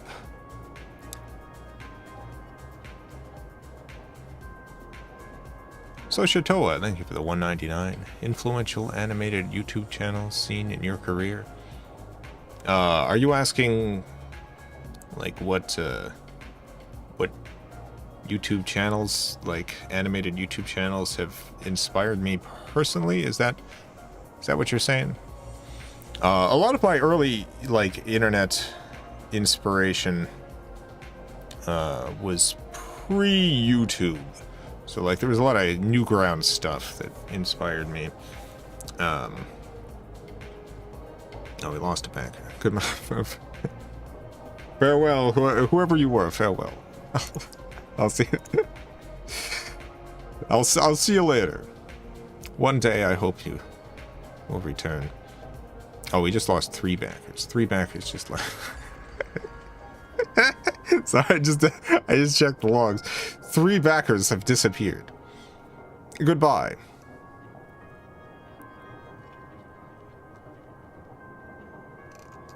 I wish you well in the world. Newgrounds was a big inspiration. There was a lot of Newgrounds stuff. So there's a animator who produced stuff under the name Rather Good. Rather Good made these. His name is Joel. I met him at RaffleCon. That's what it was. RaffleCon. Love Joel. Rather Good. Has a show on Netflix now, an animated show. It's about dinosaurs. Seems to be doing very good. Joel Rather Good. Joel Veach. And was very inspired by those when I was in high school. I saw those in high school and fell in love with his work. Also really loved Weeble stuff. Jaunty. That was most well known for the Badger, but has produced tons and tons of wonderful animations and music. I have a few of his albums. Mad Cats Productions, thank you for the $5. Did you repurpose the scrapped moon idea from Llamas with Hats and use it for episode 4 of Charlie the Unicorn? I don't think consciously. Let me write this one down. Did you repurpose the scrapped moon idea from Llamas with Hats and use it for Charlie the Unicorn 4? When did Charlie the Unicorn 4 come out? Because the timing on this might not even make sense. When did Charlie 4 come out?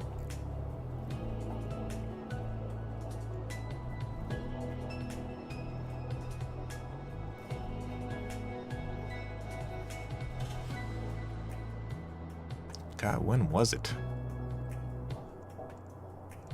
I don't even remember. I don't even see it here.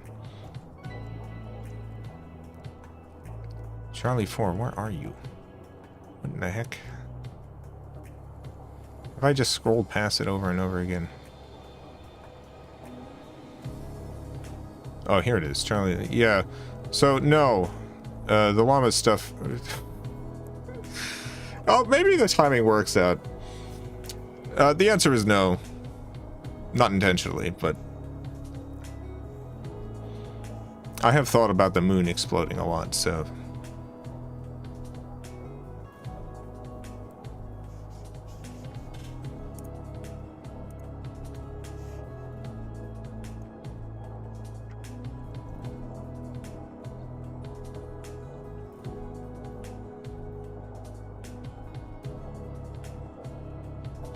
Not intentionally.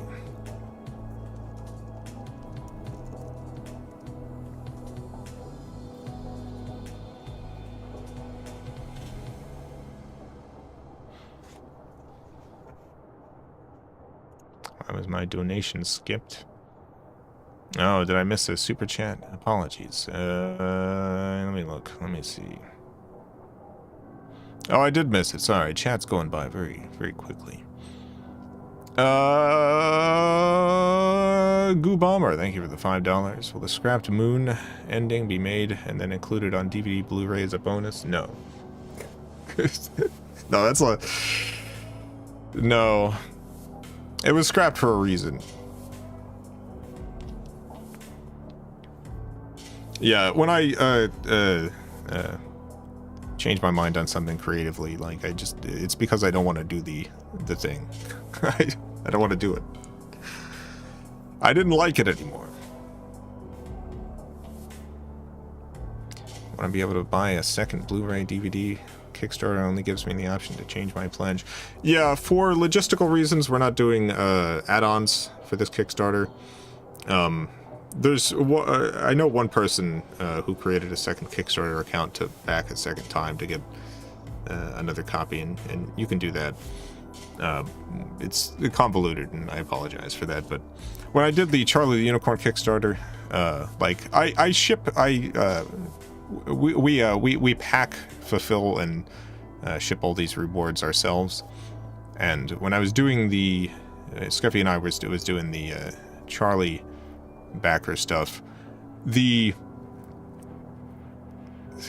was like less than 100 custom orders, like where people added add-ons and stuff, but those 100 orders ended up taking more time than the other 3,000 something packages we shipped out. It added so many layers of complication to the process that this time I've just... There's just not add-ons, it's just very simple.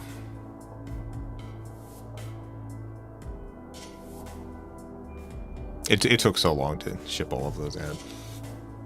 I mean, people got them in a reasonable time, but from our end, it just took up way more time than expected to work on that.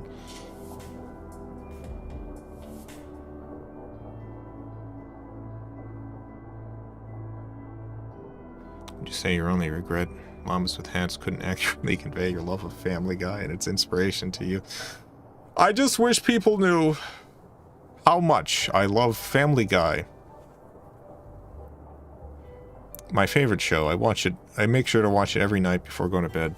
I love seeing the funny Peter and his wily ways.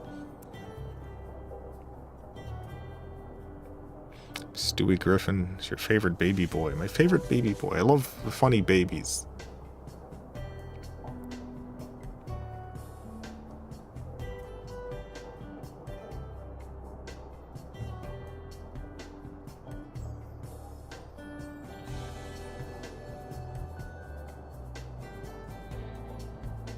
I'll have to settle for talking about Family Guy at every opportunity. Yeah. Family Guy. My favorite show.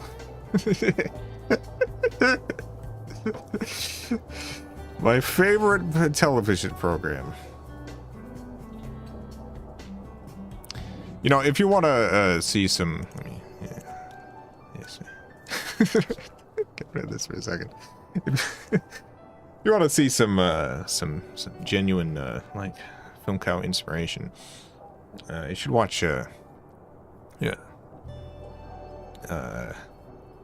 Jacques Demy's Donkey Skin, or another Jacques Tati's Playtime. Both excellent movies. Highly recommend watching those. Just go get a Criterion Channel subscription and watch a bunch of stuff from the French New Wave. Watch a bunch of films from the French New Wave. I feel like you'll come away with a greater understanding of FilmCow. Space Ghost Coast to Coast. Yeah, I love Space Ghost Coast to Coast. I saw, the first time I saw that was in a hotel. And some Space Ghost thing. I don't know exactly what it was, but it was playing on television, and I'd never seen anything like it. Blew my mind. I loved Space Ghost. It was so funny. That's what eventually got me into Adult Swim.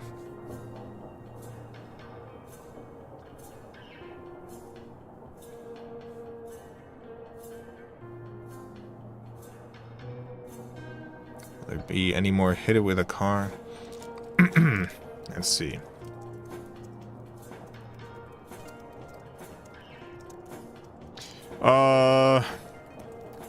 I planned a hit it with a car movie, but that will probably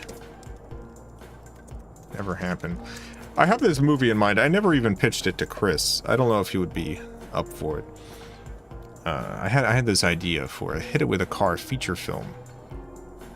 A hit it with a car movie. And the idea behind the movie is that not Carl, what am I talking about? Yeah, it's a crossover with llamas with hats. Chris, the Chris character, hit it with the car did not take off like he wanted it to. And he's kind of lost himself a little bit. And he really wants... He thinks... He's become obsessed with the idea of doing the ultimate hit. Of hitting the ultimate thing with a car. And so he's attempting to open up a time portal to drive the car through, to hit one of the planes out of the sky before it runs into the North Tower on 9/11. So the movie is about Christopher trying to make this happen.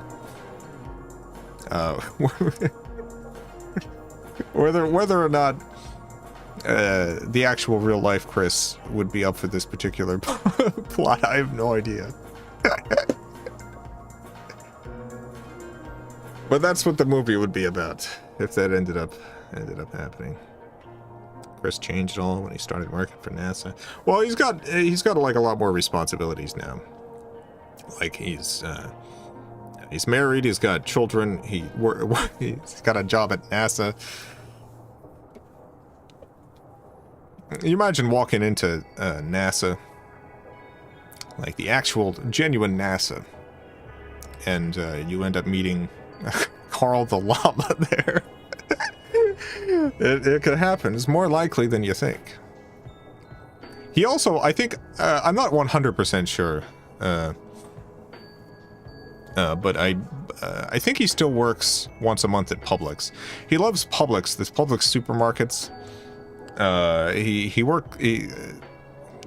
As far as I know, he still does. Oh, we reached 220,000. Goodness gracious. Thank you to the 4,181 backers. He loves Publix supermarket. Is a big fan. And even through his work at FilmCow and through his work at NASA, he stayed working there once a month just so he could stay on as an employee because of his company loyalty to the Publix corporation.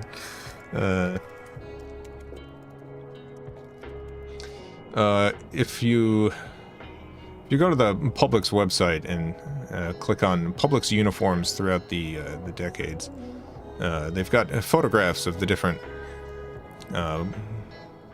outfits. And if you scroll down to the most recent one, yeah, that's him. That's Chris right there. This is Carl the Llama. That's him. That's Chris on the Publix website.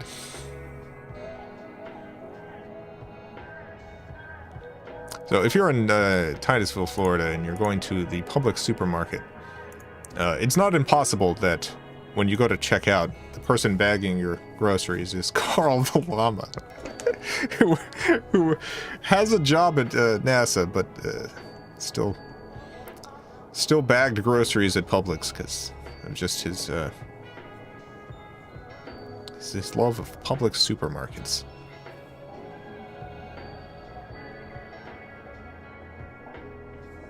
I miss his restaurant reviews. They were very good. I played one of them earlier in the stream.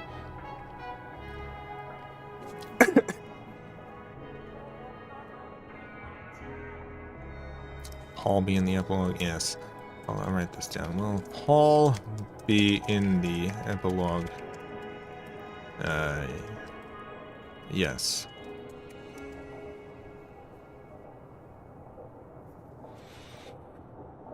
How did Paul die?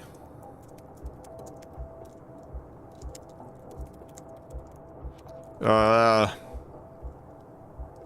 was an apocalypse. I don't know the specifics.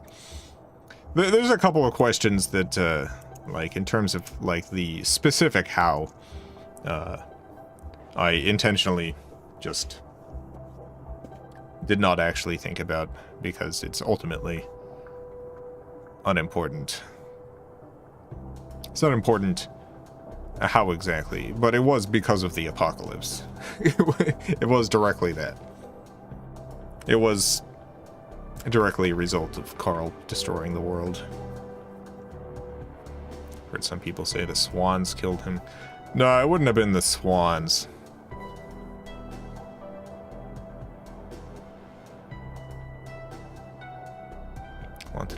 personally say thank you for the Foley and sound effects packs and using them in silly projects as I learned Blender, as well as a little bit in my music productions. Of course! Yeah, I love making those. I love sound effects in general. I got a huge collection of royalty-free sound effects. And I also record a ton of my own stuff, and thought, why not release it so other people can have these?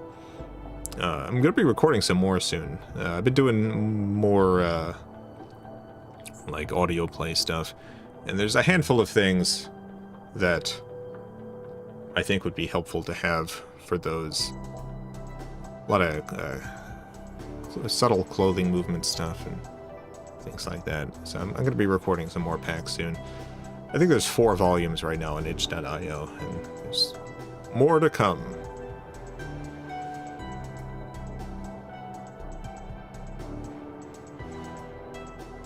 More to come.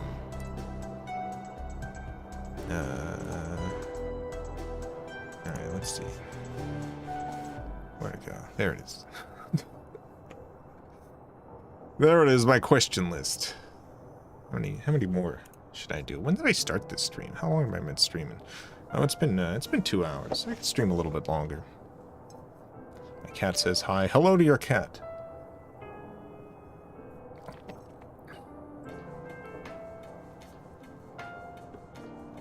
Hello to your beautiful cat.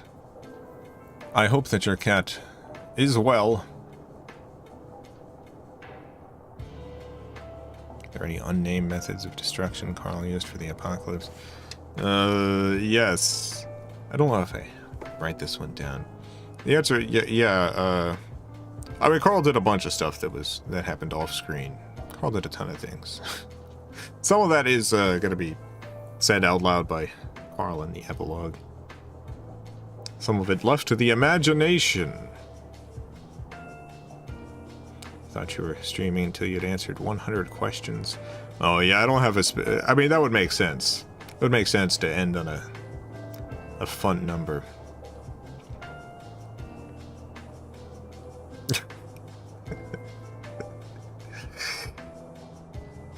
It would make sense.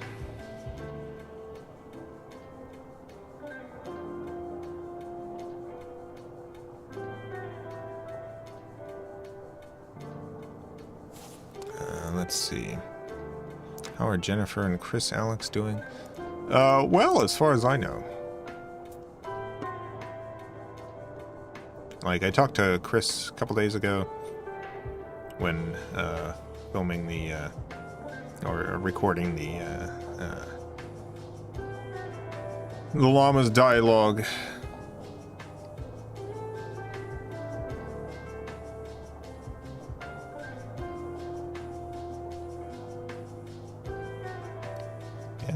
Seems to be doing okay. What does your file storage seem like? Setup like?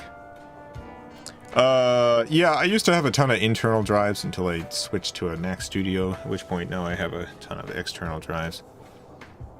Let me see if I can take a little picture. 1 second.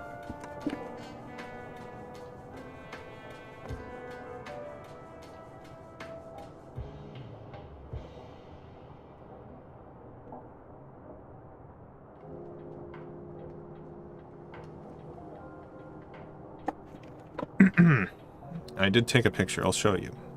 I will show you my external drive situation because there's a lot of them. There's a lot of external drives. Airdropping the photo.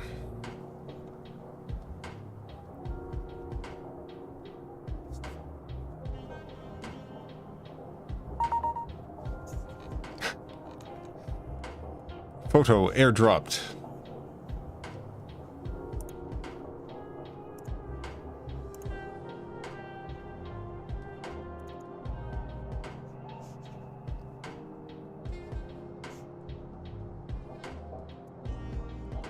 Yeah, here we go.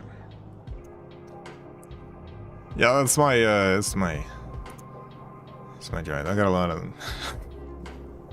I got a lot of external drives now.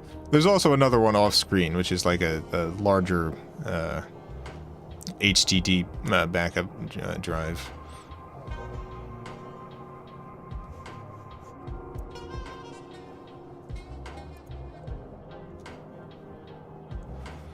Just need a lot of storage.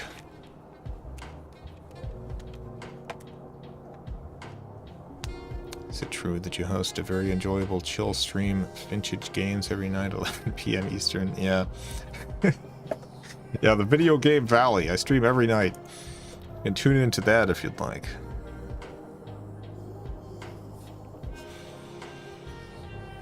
I considered getting a NAS. I've considered a number of things. At the moment, this is the best solution for the specific types of files that I'm doing. Anything that like needs backup. Most of it is just cloud backup at this point. I have 2 cloud backup services that I have like 15 terabytes backed up to. Most of the reason why I have so many SSD drives is specifically for the speed, because a lot of them are I'm just needing to transfer files back and forth pretty quickly. Does this count as a question? I suppose technically it does, yes.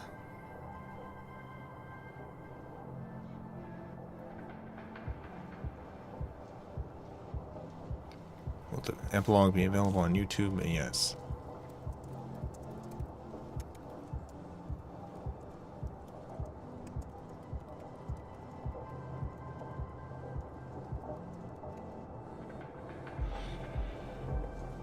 Was Paul still alive during Llamas with Hats 10?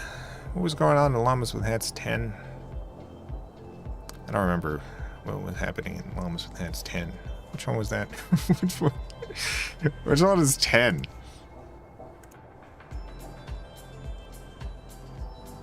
Where is it? Where's... Oh, here we go. 6, 7, 8, 9, 10. Oh, gore pit.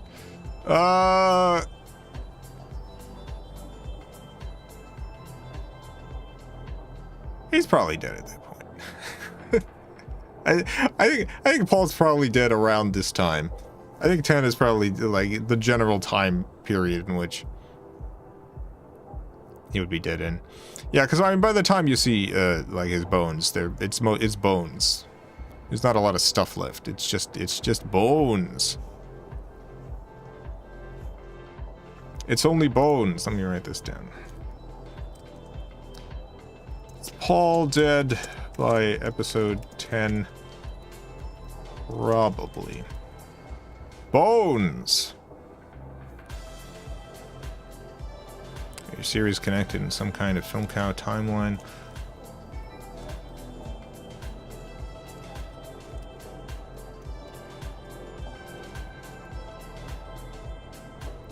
No. If there are connections, they're generally obvious and not secretive. With one exception. Oh, thank you. 4,185 backers. Unbelievable.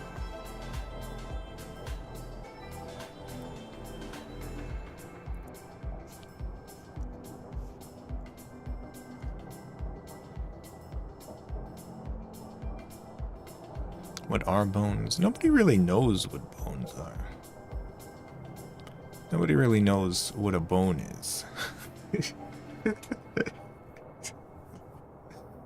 Nobody knows what bones are.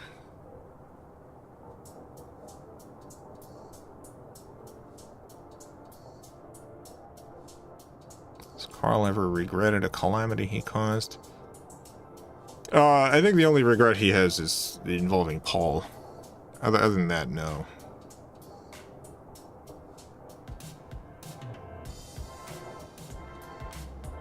It's just Paul.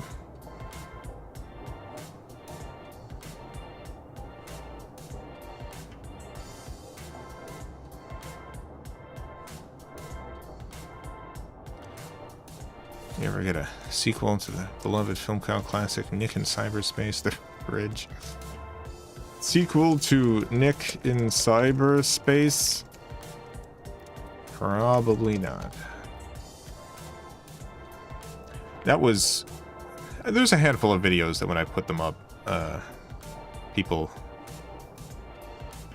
Like, I lost tons of subscribers from that. The response was not good. That and Hit It With a Car. When Hit It With a Car came out, people hated Hit It With a Car. It's so funny how angry people got over Hit It With a Car. I went back and looked at some like early comments on Hit It With a Car, and people were so upset.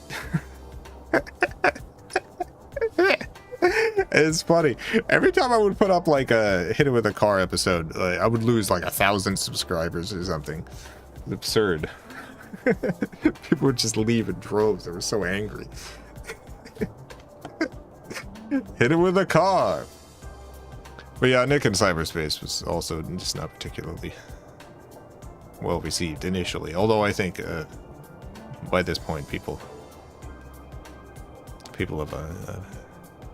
have come around to it.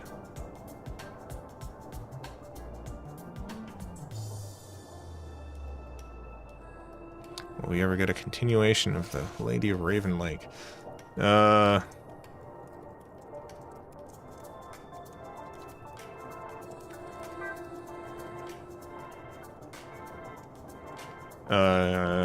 Yes, there's very good news on that front.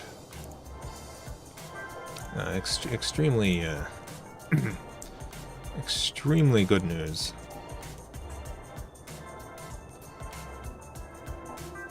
Yeah, there's a FilmCow viewer, Justin, who has actually sponsored the creation of the like a full release of the game into the real world. I'm currently porting the virus that Vulo got into a completely playable game. So I'm porting the virus to a playable version.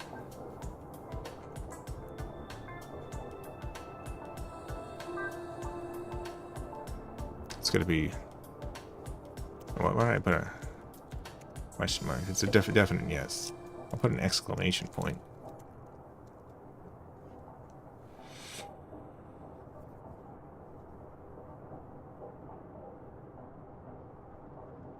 Did you ever create a FilmCow fighter game? I think that could be fun. I used to, when I was much younger, I was involved in the game maker community. Not to be confused with the modern Yo-Yo Games game maker. This was a Mac program, which was a card-based. It's kind of like HyperCard system. It was created by this guy named Al. It was popular on the Mac AOL game developer stuff. There was this AOL specific forum. You had to be on America Online to access it. And there was this indie game community making Game Maker games. And I made Game Maker games there. A variety of games, including a fighter with various Game Maker characters at that point. And I thought it would be fun to do like a FilmCow version of that at some point. Although, I don't actually have the programming skills to make that good. There's various, like, I know how to program to a limited degree, and there's types of games that I can put together, but I feel like a fighting game requires a level of technical knowledge that I don't have. There be more Vulo lives? I hope so. I love the series. It's just hard to produce, like, from a performance aspect. Like, I have a stomach acid issue. I think it's called LHR. I can never remember the proper name. But it essentially just donks up my my vocal cords and causes me to cough. When it's bad, which is pretty frequently, usually much worse earlier in the day, gets better later in the day, I can't really talk much without coughing. So even like doing this stream here, like I've been muting the microphone whenever I need to cough. Much harder to do with Vulo stuff, and doing vocal performances much harder in my voice. So it's just hard to record that stuff. Garfield. Yeah, the reason why the Garfield stream gets cancels last minute so many times is because of, almost always because of the vocal stuff.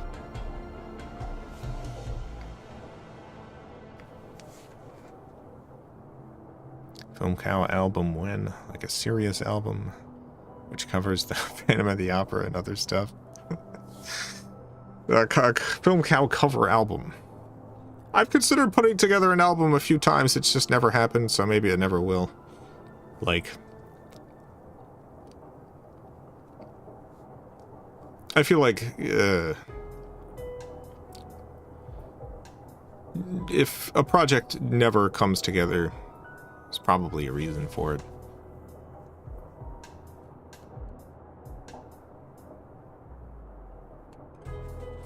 How much lore did you write for the Detective America feature film that ended up not being in or expanded upon in the final product? I wrote a lot of background information specifically so that things would be consistent. Like people could put the clues together. But it was written intentionally with the idea of most of it not being said out loud specifically. Just to sort of create a, to help create a consistent world. I like the idea that there's like a lot of plot stuff happening that the main character doesn't really understand and that the audience likely does not understand. Will the epilogue have murder? Will the epilogue have murder?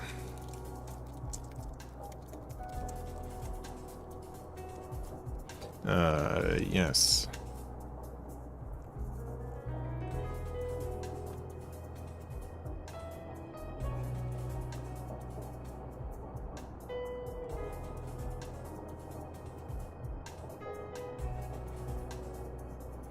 Will there be a water bottle reference in this?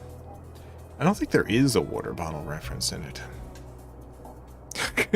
I try to remember. I don't think there is. I don't think there's a water bottle. I consider the recut brand consciousness thing like it's its own, you know, like YouTube creates a dark timeline kind of thing. The regular timeline wasn't dark enough. Are there any collaborations with other YouTubes you want to do but haven't done yet? Any collaborations with other YouTubers you want to do? Yes. Report of the week. I would love to have report of the week. Voice a character.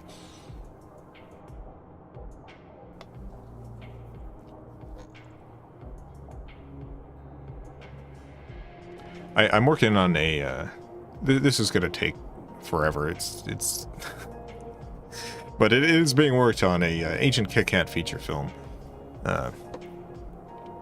And there's a character in there that I think report of the week would be perfect for. Can I apply to voice a character in any of your future videos? If I'm planning on doing like casting for something, there'll be like an announcement on the channel. Like for the most part, I voice almost anything. Like in the cartoons, like almost every character is voiced by me. There's a handful of instances in which like I bring on other people, like my cousin Christopher's, you know, voices Carl the Llama. I've done that. I did that audio play, the Robert in that, my friend Robert and Connor and Marcy and Scuffy. And I might do some audio play stuff in the future where I want to do casting. There might be some cartoons in the future, some Shadowstone Park stuff that I'd like to cast, but there'll be an announcement about that if that happens. I apply to create art for your videos. No. All the art is done by either me or Scuffy.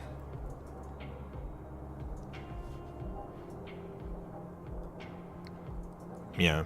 If there ends up being, like, if any project happens that requires different help, like, there will be an announcement about it. But for the most part, this is a pretty tight ship here. Not a lot of... There's a lot of YouTubers and animators who have utilized a lot of other people's work for like little or no pay in the in the past and probably in the present, which I think definitely allowed those channels to like flourish because they were able to produce stuff much quicker. I've always felt that was kind of exploitative. So really the only times in which I've brought people on for stuff has been when I was able to pay them a pretty reasonable amount.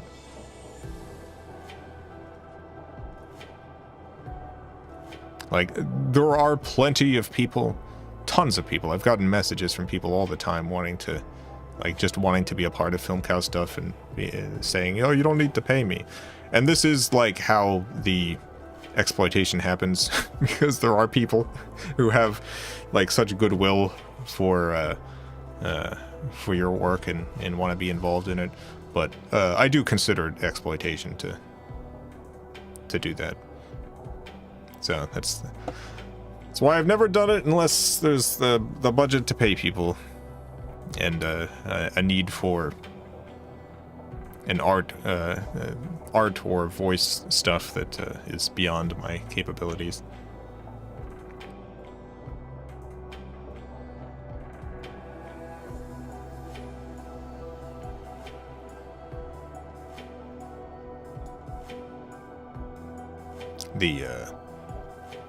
The one exception to that is, like, Robert and I, my friend Robert, will appear in each other's stuff, and we don't pay each other. But it's a different situation. It's like we're in real life friends, and both have successful YouTube channels where there's no exploitation going on there.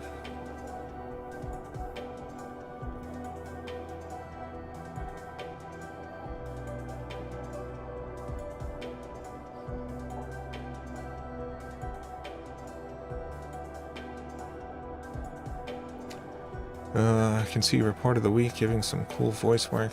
Yeah, I think Report of the Week. Like, I like his delivery of stuff. I like the way he delivers things. Whereas Clay World, now you have the legal rights. I'm the owner of Clay World.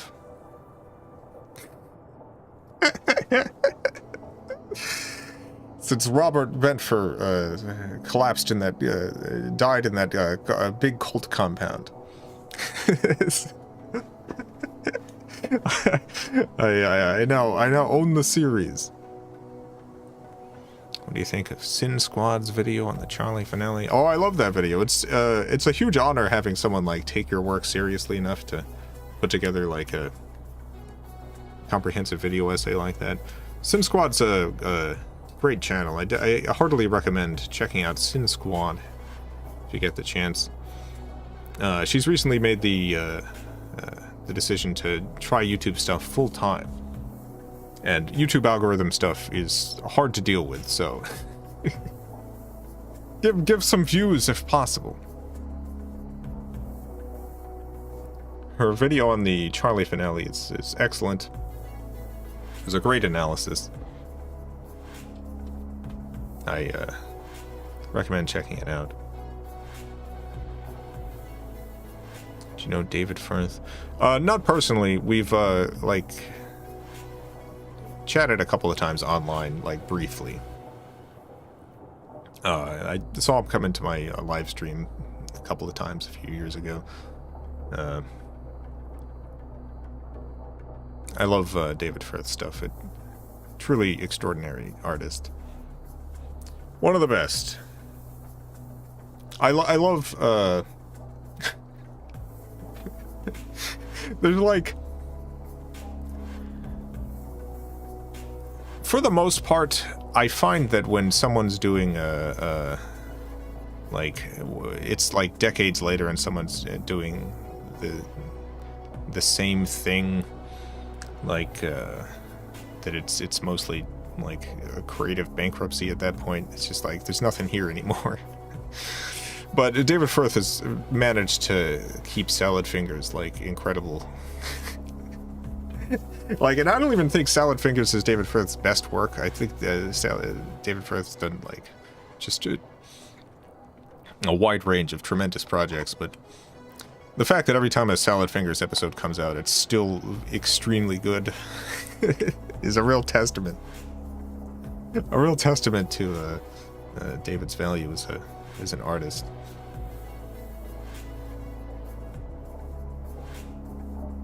Make it more in the ghost house at some point. Yeah, I think that's, let me see. It's here somewhere. But yes.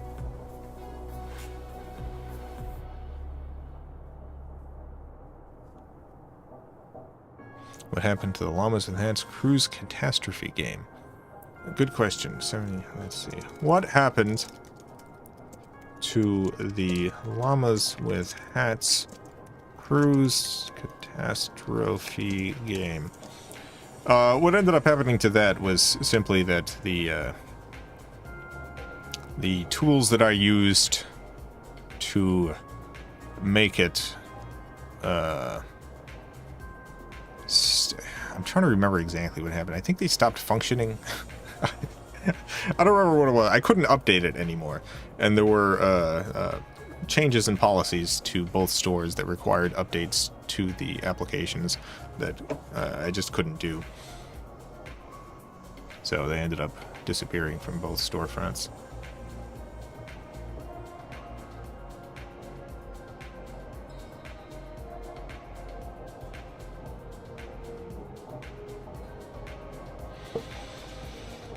What's your favorite video?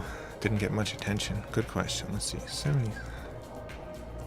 What is your favorite video that didn't get much attention? It's probably the table. It's probably the table. You should go check out the table. It's where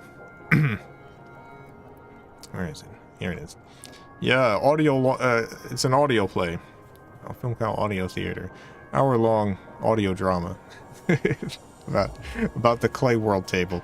My friend Robert Benford would do this animated series. It was called Clay World, and it's an audio drama about him haunted by the table that he animated on. What's your most ambitious video? Yeah, the Charlie finale is definitely the one that I spent the most time on. That was definitely the hardest project to put together.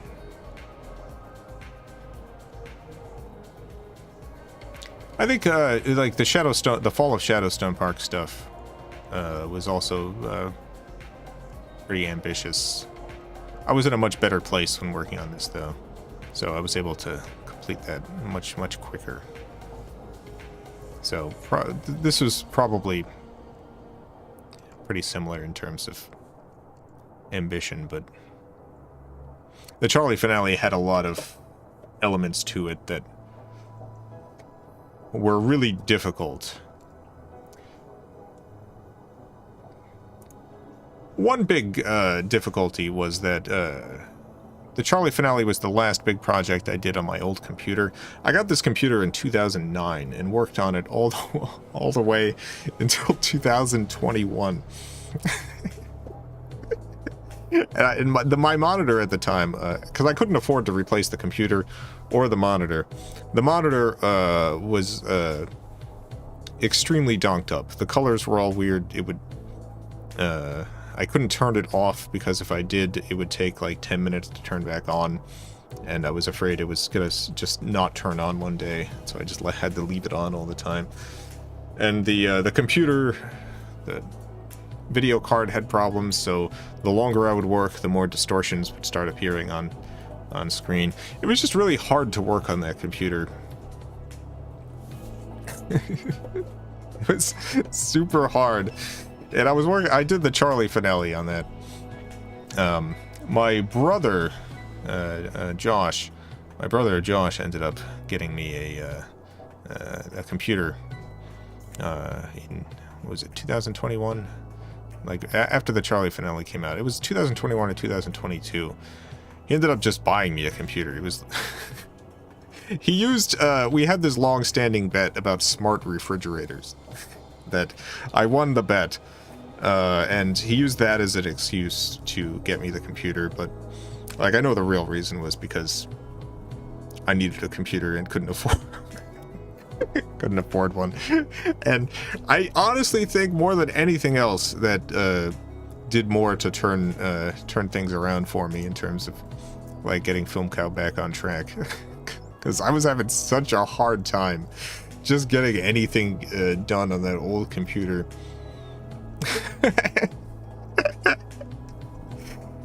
So, you know, working on the Charlie finale took me forever, but then, you know, putting together an hour of animation for Shadowstone Park, like, a much easier process using that new computer. So thank you, shout out to my brother Josh. Truly saved FilmCow in a very, very real way. Like, I wouldn't have been able to get to this point where we're working on the Llama's Epilogue now and got a new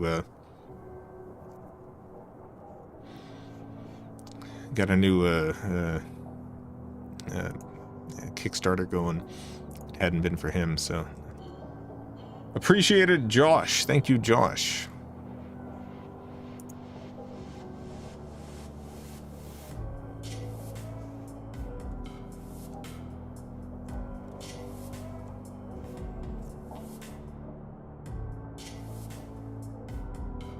Is this the FilmCow Renaissance?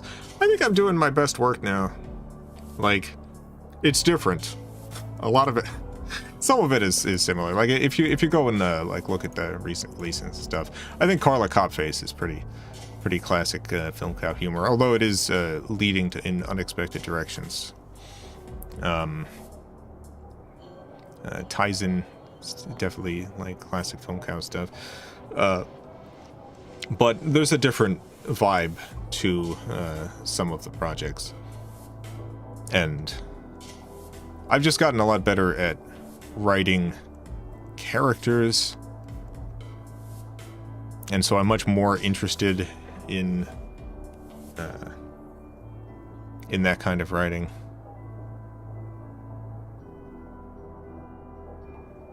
It's not going to be for everyone though. Like the table, the hour-long audio drama about the Clay World table is not necessarily going to appeal to people who like want more like just want more marshmallow people or something. Carla Copface might though. I'm trying to create a mix of stuff. That's what I'm saying. Like I want people you know, coming back to FilmCow to still find familiar stuff here, but also I don't want to be making the exact same stuff over and over again for my whole life.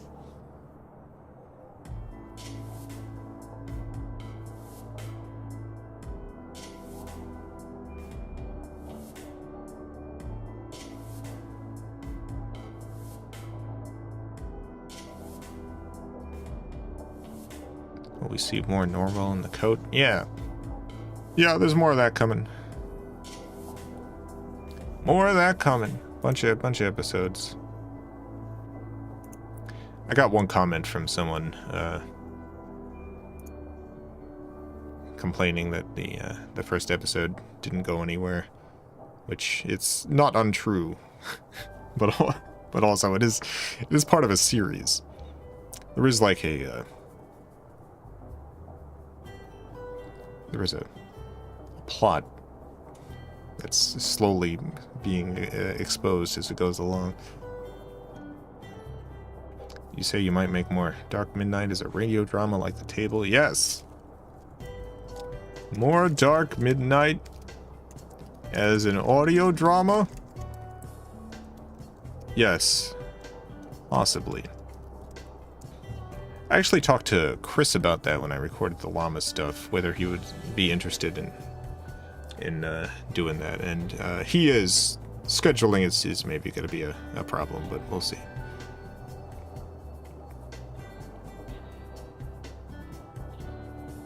Llama's audio drama I read recently was good, so good too. Glad you liked it. Yeah, that's been that kind of stuff is never going to be the focus of the channel, but it is nice to be able to write stuff that I don't have to animate, where I can really put my hand at sound editing and sound design and stuff, and have tones that I can't necessarily do with animation. My favorite thing recently, and this is largely because of Patreon support, so thank you to all the Patreon supporters, having the monthly Patreon video, which is going to continue as I work on the Llamas Epilogue. There's still going to be monthly videos coming out thanks to the Patreon support. But what's been real nice with that is being able to do an assortment of stuff. Just being able to kind of have different kinds of projects coming out. I found it extremely creatively fulfilling to be able to jump from one thing to another, to be able to 1 month put out an audio drama about the Clay World table, another month being able to put out an extremely silly VHS tape animation about a Carla cop face. Another month putting out this Charlie the Unicorn spin-off. Being able to do the Bulo Live stuff. Spatula Madness, which is still one of my favorite series. Just being able to do a wide assortment of things has been wonderful. It's been great. So thank you to the FilmCow Patreon supporters. That stuff will continue.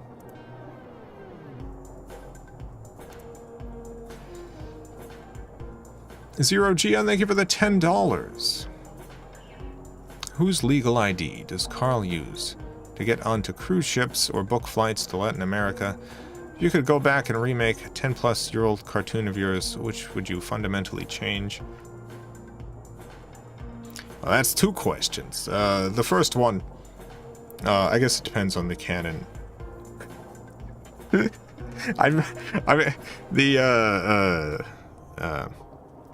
The audio drama about the MSN TV guy, I consider canon adjacent. Is this true? It's up to the viewers to decide. So whether or not Carl even needs an ID, or whether it's just the Llamas with Hats universe doesn't necessarily operate in regular real world rules. Things happen sometimes for cartoon reasons.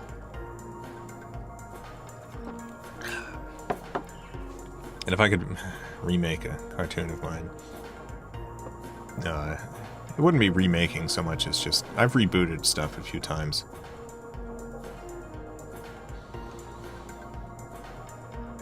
If there's anything that what would it be? What would I want to actually remake? Well, I'm just gonna go to the YouTube channel. Let's figure this out in real time.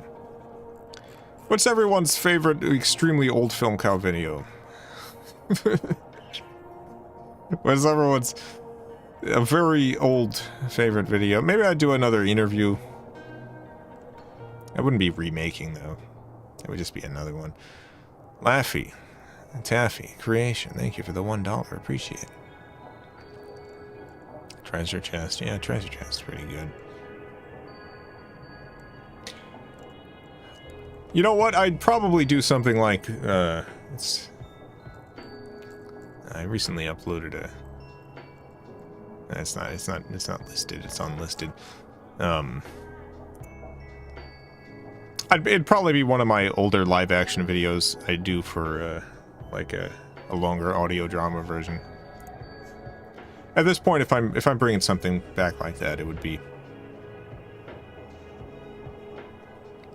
exploring it in a greater capacity through the medium of audio drama.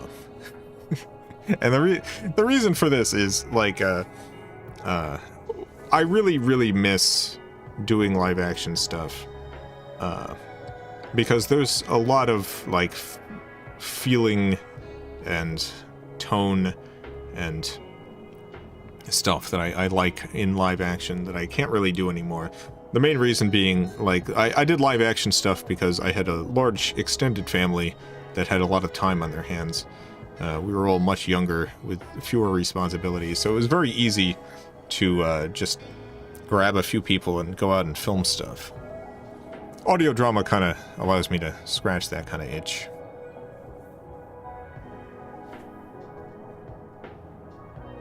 Followed your channel for years. Glad to see you're still making stuff. Impacts my sense of humor a lot. Really enjoyed your video on Aladdin years ago. Thank you for watching for so long.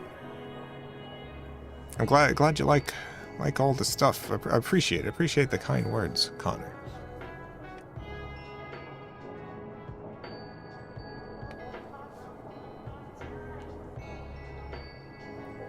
What was the most time-consuming series? I mean, it was just Charlie the Unicorn.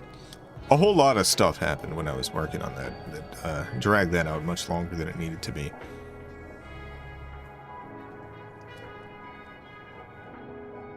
The Llamas with Hats epilogue is, in many ways, a simpler project, and like all of the pre-production's already done.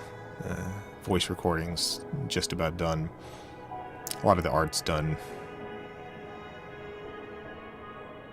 I just need the time to do the animation and stuff now, which is reasonably complicated, but it's not going to be a project that's going to take up years of my life again.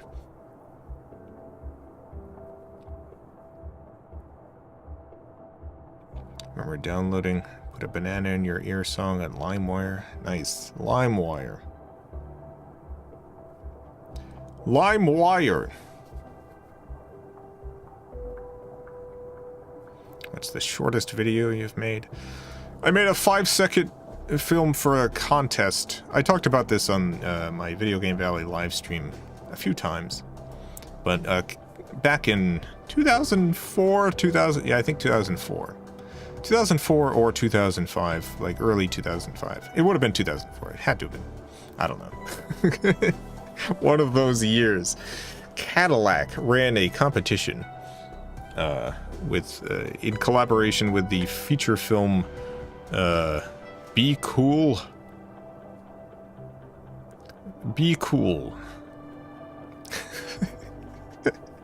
And the idea was you'd submit a 5-second movie and they would pick a winner, and the winner would get a Cadillac.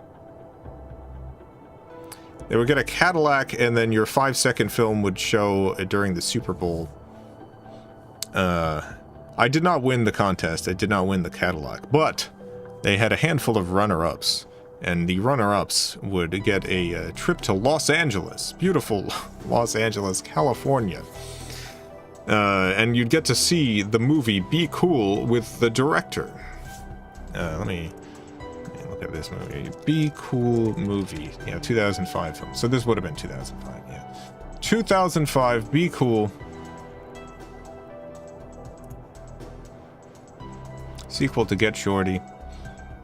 Directed by F. Gary Gray. F. Gary Gray. Yeah, I met this guy. Met F. Gary Gray at the Chinese Man Theater.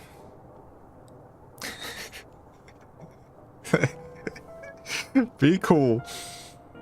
So yeah, I went. I won a trip to Los Angeles, and I went to Los Angeles with a friend of mine at the time, Matt. And while I was in Los Angeles, I was like, you know what? Oh no, sorry. You know what? Tom Goes to the Mayor. Tom Goes to the Mayor is made here. I looked up the address of the studio. Did Tom Goes to the Mayor. And me and Matt, my friend Matt, and my stepsister at the time, who was in town because she lived in San Diego and she drove up to see me. We all decided to go to the Tom Goes to the Mayor office. And we walked up to the office and saw that, unbelievably, the door was open. The door to the Tom Goes to the Mayor office was open, and we all walked in. And we went up the stairs, and we found ourselves in the production offices for Tom Goes to the Mayor. I don't know if you're familiar with Tom Goes to the Mayor. It was a Tim and Eric thing. Tim Heidecker, Eric Warheim. And we walked in, and this guy, who I think was a producer, saw us. And he said, hello, can I help you? And I said, oh, we're just in town, wanted to see the office. And the guy said, oh, great. And then there was a small awkward pause. And he said, do you know anyone here? And I said, no. And there was another awkward pause. And then Tim Heidecker walks up. Tim Heidecker walks out and he's like, hey, what's going on? And the producer guy says, these people are came to the office. They they wanted to see the office, and they're here. And Tim, without missing a beat, slaps his hands together, and he says, great, let me show you around. And he showed us around the Tom Goes to the Mayor offices. he showed us their cool green screen they filmed in front of. He showed us their all the computers and stuff, and he asked why we were there. I explained that I had won a 5-second film contest for Cadillac, and he asked if he could see the video, and I pulled it up on the computer, and he watched it. And he said, oh, that was great. Let's watch it again. And we watched the 5-second video a second time. And then he gave us a bunch of hats off to you and rats off to you t-shirts. And sent us on our way.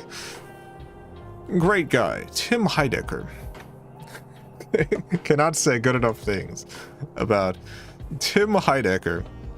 Very weird situation. People just showing up to his office and walking in. I don't recommend doing that. It's a weird thing to do. It was weird of us to have done that, but he was unbelievably kind about it. We ever released the shirts on eBay. This is a terrible, unbelievable tragedy, but soon after that I moved to New Orleans, and Hurricane Katrina hit, and I lost all the shirts.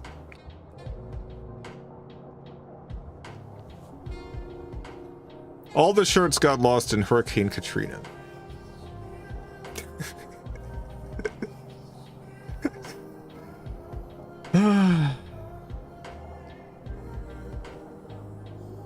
Terrible.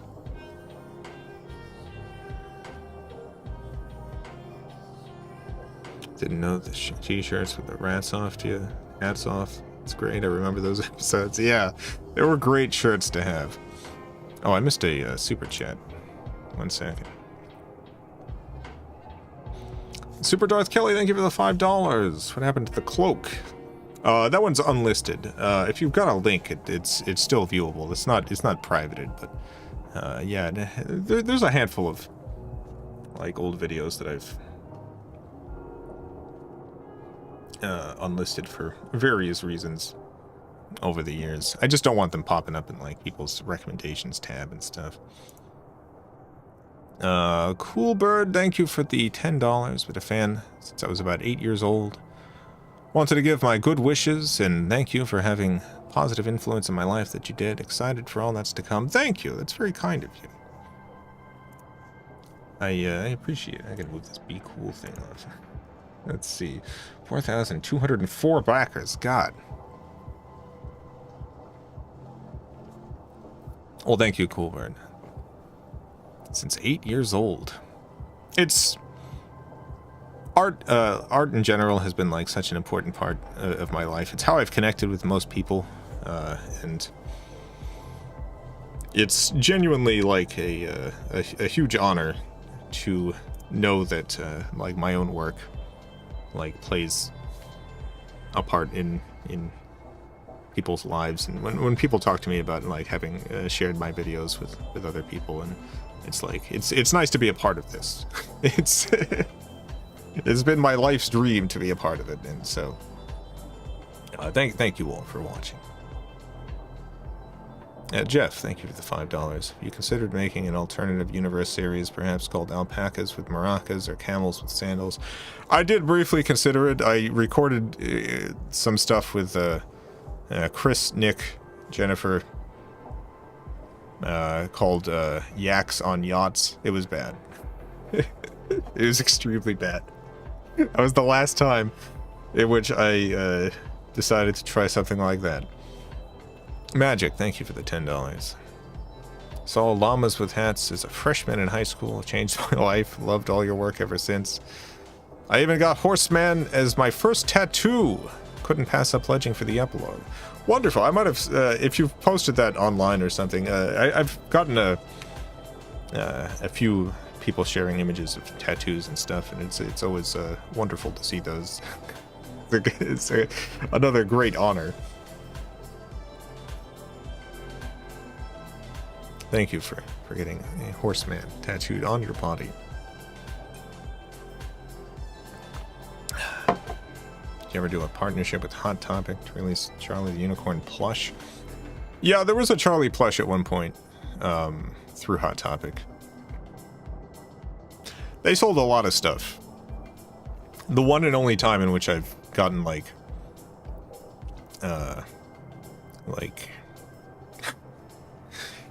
oh god, what's the oh, they made my favorite thing that they make was they made a perfume. They made a Charlie the Unicorn perfume. It smelled like cotton candy, which was a disappointment. I wanted it to smell like horse. But they made a Charlie the Unicorn perfume. There's probably like pictures of it online somewhere. Yeah, here it is. Charlie the Unicorn perfume. Beautiful. I still have like 2 of these. It's my favorite nonsense merchandise they ever made.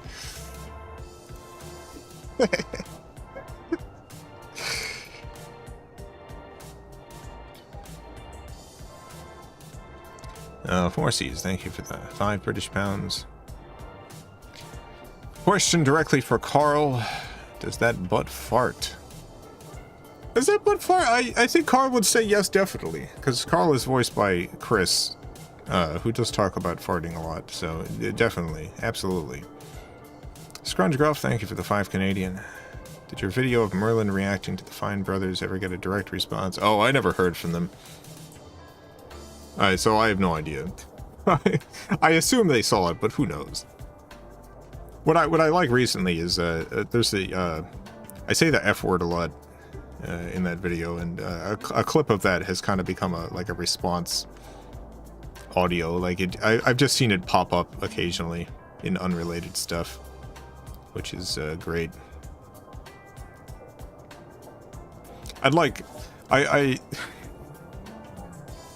There's a couple of FilmCow sounds that I would love to just become sounds that get used in things. Pops up in Jimquisition from time to time. Nice. I had no idea. Or I probably did know. Let me load up a file here.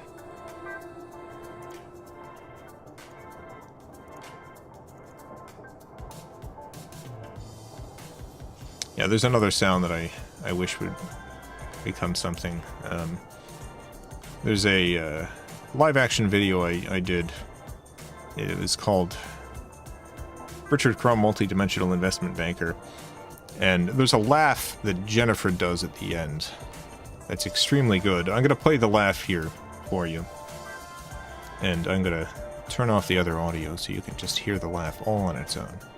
One of the best laughs in cinema history.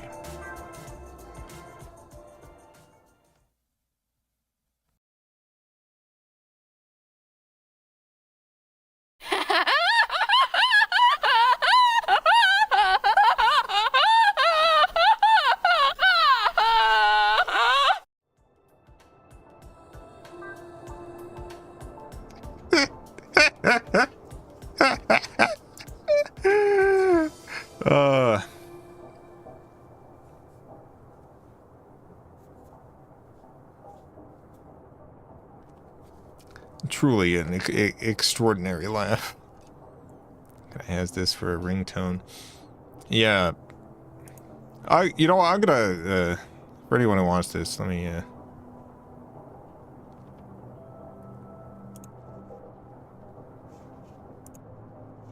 see if I can put this somewhere.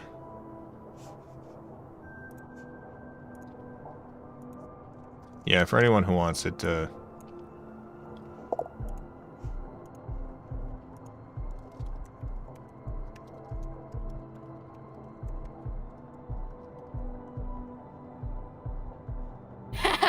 yeah, okay. It's on FilmCow right now. It's filmcow.com/stuff/genlaugh.mp3. I'm gonna post a link in the chat as well. It's a great laugh. I highly recommend. Highly recommend using this laugh to meditate throughout the day. Taylor, thank you for the $10. Just wanted to let you know I love you. Your work means the world to us. Thank you, Taylor. Appreciate it. I love you too, Taylor. Taylor, I love... Taylor, I love you. John Smith, thank you for the €2. Just want to say Nick, the feature film, is genius. Thank you. Finally, some appreciation for Nick, the feature film.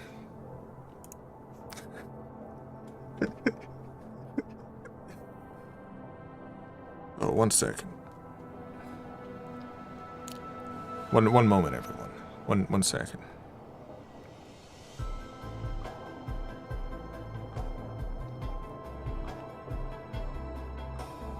I'm trying to figure out what I'm going to be eating later.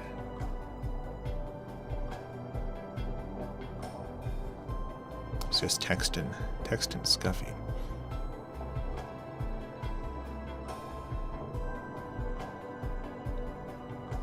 It's a real B-movie kind of laugh. It's a good laugh.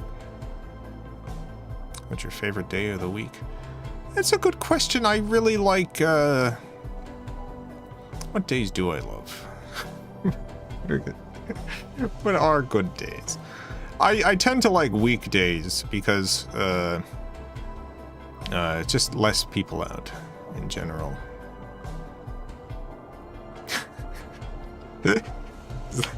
Less people out. I don't have like a job in which I work every day.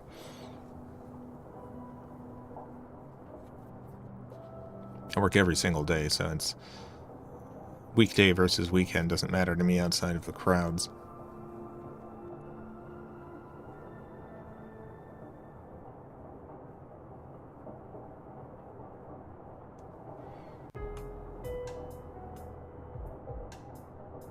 You ever play any games on the Ouya?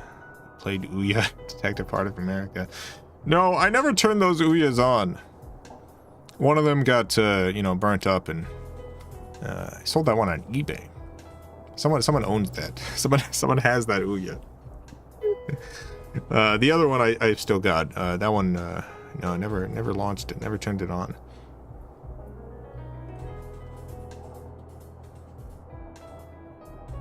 YouTube is your job. Yeah, but it doesn't have a weekend versus weekday. It's just every day. It's just all days. Each and all every day.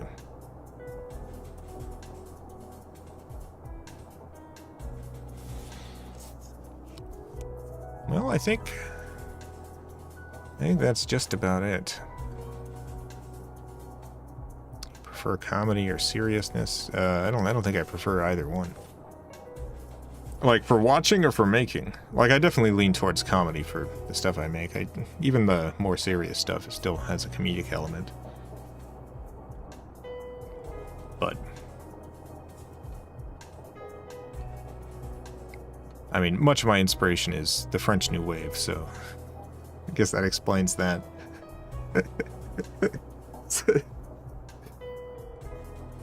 You should watch Jacques Tati's Playtime. watch. I've recommended this movie so much, I can't. If you're not sold on Jacques Tati's Playtime, watch the Donkey video on it. Video game Donkey. It does a video on. I think the one thing that made me I had never watched Video Game Donkey until I saw that he did a video on Jacques Tati's Playtime and his love of that movie, and it gave me a great, true respect, like genuinely, for Video Game Donkey. And if you're not sold on Playtime, how do you spell that name? Let's look up the movie Playtime. Playtime movie. Here it is, 1967. Jacques Tati.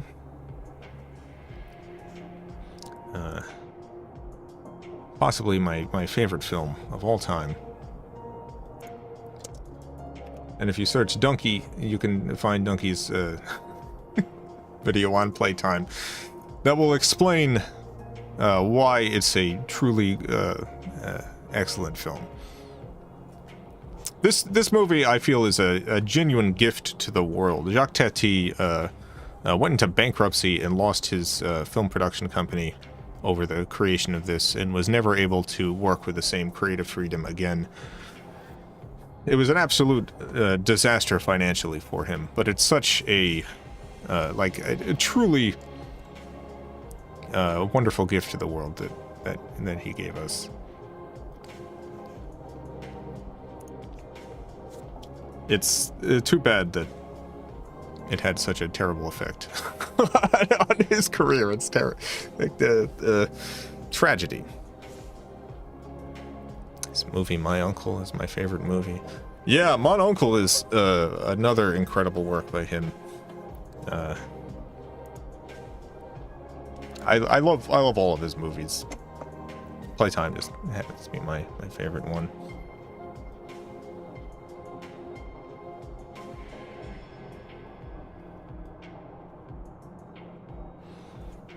Tyler, thank you for the $5. Any chance of making a DVD compilation with other FilmCow classics? I'm gonna see how the DVD/Blu-ray comes together that's specific to this Kickstarter project, and then consider what other stuff I might do discs for. It depends on what how long it takes to actually put together, because the last time I put together a DVD was with DVD Studio Pro, which is a wildly out-of-date program. And I'm using another program now that allows Blu-ray authoring. And it really depends on how much time it takes up as to whether or not I'll do another one afterwards.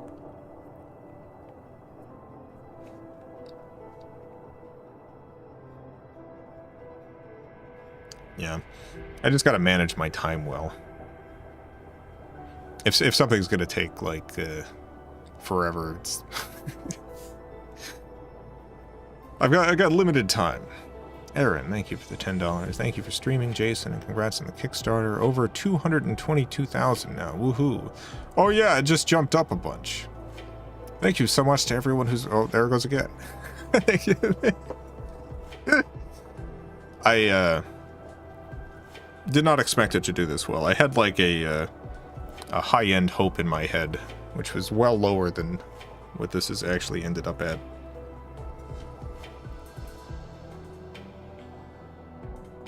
So, the biggest thanks in the world to all of you. You're not that old yet, Jason. No, I'm approaching my 40s, though. And just in terms of, day-to-day. When I think about, the time involved putting together a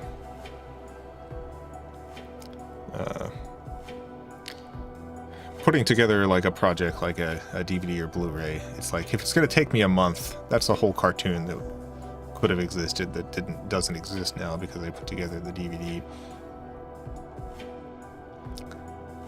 I'm in my 40s, so I guess I'm old. It's not, it's definitely not, I'm definitely not old yet, but you know, I'm getting to the point in which I gotta be like, all right.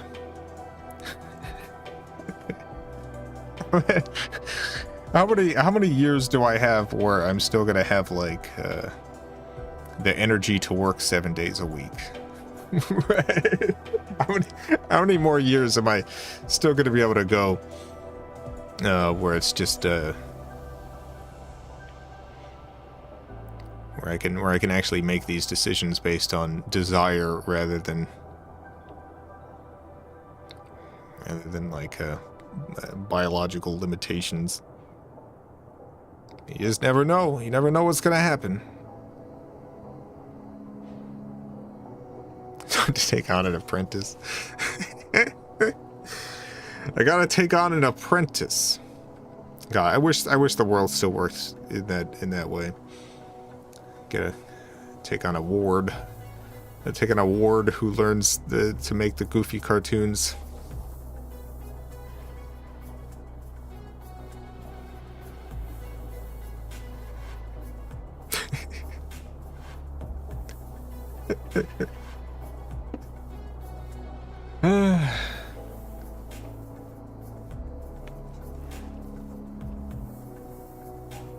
Consider old more like 70s or 80s, but 40s not so much. No, 40s isn't old, 50s isn't old. You're starting to get there in your 60s though. So I think about the fact that it's like, all right, how long have I been doing this? I've been doing this like professionally for like 20 years now. So if I consider that like I'll be approaching my 60s in 20 years.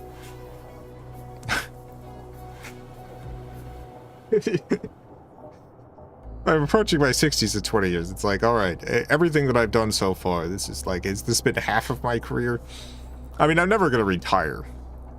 Like, I don't think that'll really be an option either psychologically or otherwise. But how many years do I have where I've still got the energy?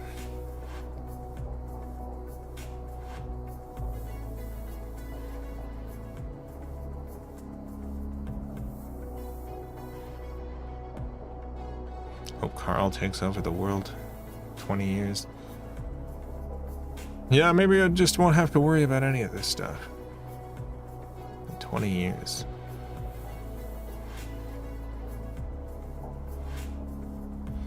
I know love for Bino the elephant. I really like the Logan Whitehurst did a theme song for that. Bino the elephant. Great song. If I did more Bino stuff, it'd probably there'd be maybe a different tone to it.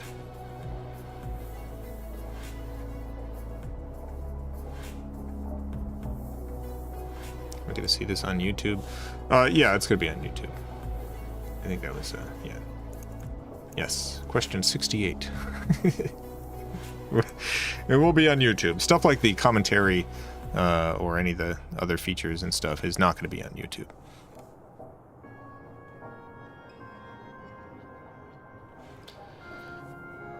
When did your voice become so legendary? You must have been in your 20s while making the first Charlie. Yeah, I've always had a distinctive voice. There's a lot of stuff about myself that I haven't liked, but I do like my voice.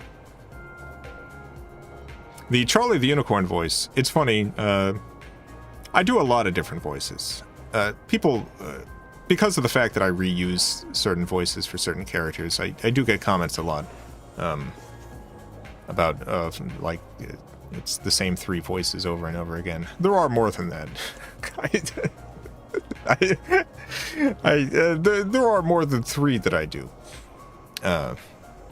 But sometimes people will think that a certain voice is, like, based on a certain character, and a lot of times I do come up with voices like trying to do a impression of something, and failing, and then that being its own voice in its own right. But people usually get the source wrong. So, for instance, Charlie the Unicorn, Charlie the Unicorn, when it first came out, I had a number of comments from people thinking that I was just doing Carl from Aqua Teen Hunger Force. And I understand why they would think that, because it's just like, it's the same kind of accent. But the Charlie the Unicorn voice came specifically from me attempting to do a Doc Hammer's Dr. Girlfriend voice from the Venture Brothers. Like, I was really into the Venture Brothers. And I was like, I wonder if I can do a Dr. Girlfriend voice. And I started doing that voice. And I was like, I can. And so when I recorded Charlie the Unicorn, I used that.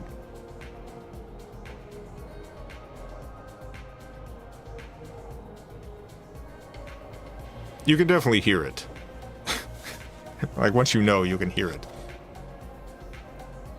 But yeah.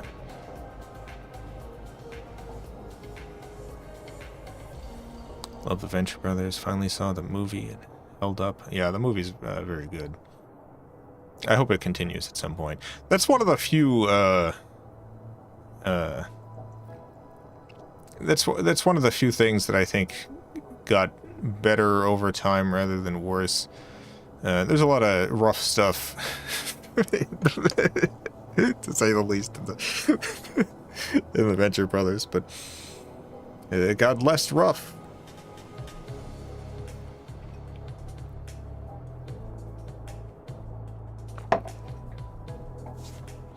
How do you keep afloat?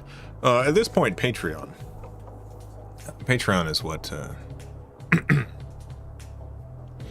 Patreon is what has kept the channel going at this point.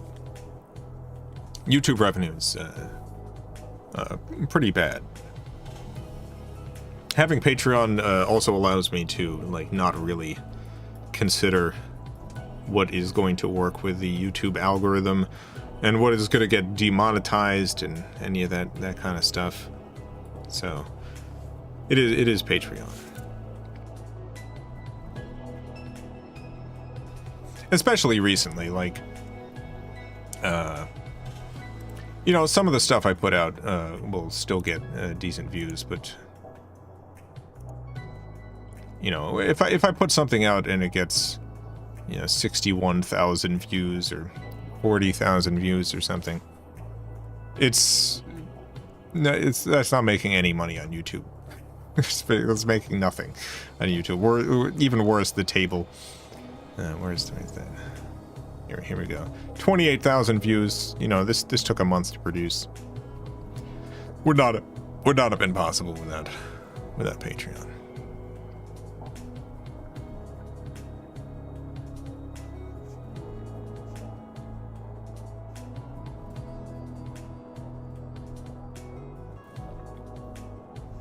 Really like the table.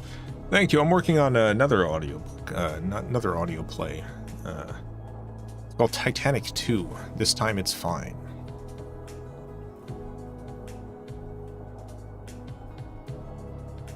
Do you dislike BoJack Horseman? Feel like the network stole your idea on that one? No, I like BoJack Horseman a lot. I don't think the network stole my ideas. Just I find this happens a lot where, like, I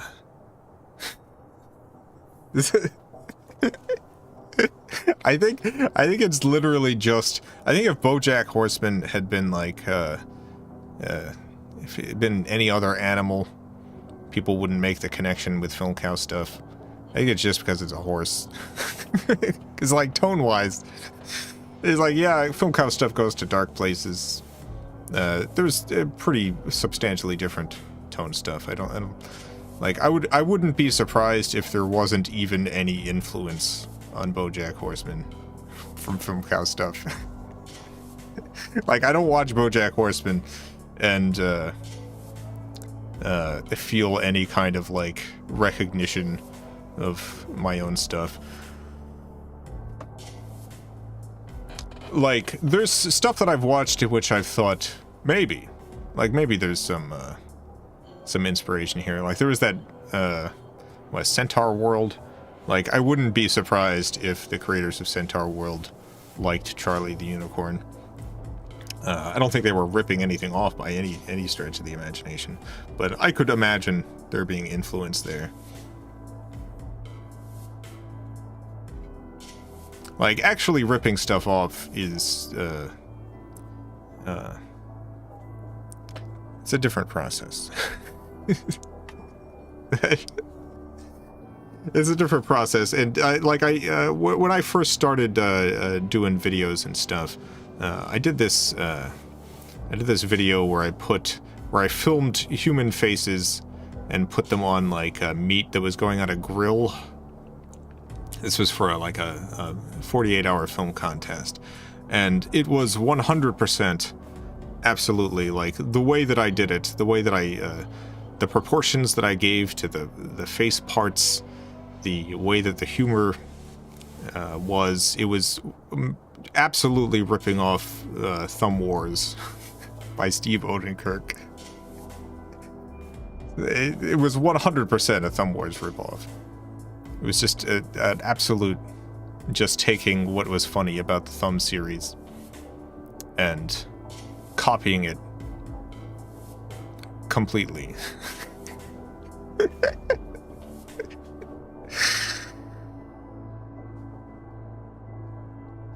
Being inspired by something, though. For instance, the Charlie the Unicorn finale. I was inspired by Ursula Le Guin's The Telling. It's an excellent novel. But that's the sort of thing where I think if someone was also a fan of the Telling novel, they might watch the finale and think, oh, yeah, maybe a little bit of The Telling is here. But, you know, it's inspiration.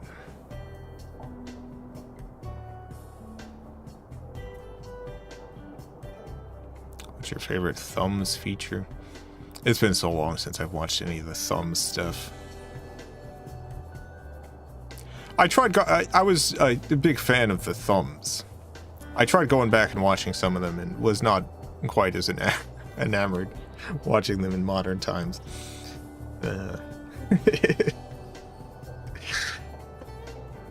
Kind of, yeah.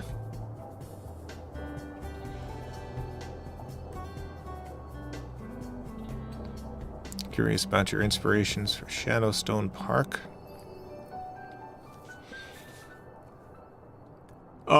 There's a couple of, like, I'm really into murder mystery novels, and I thought it would be really funny.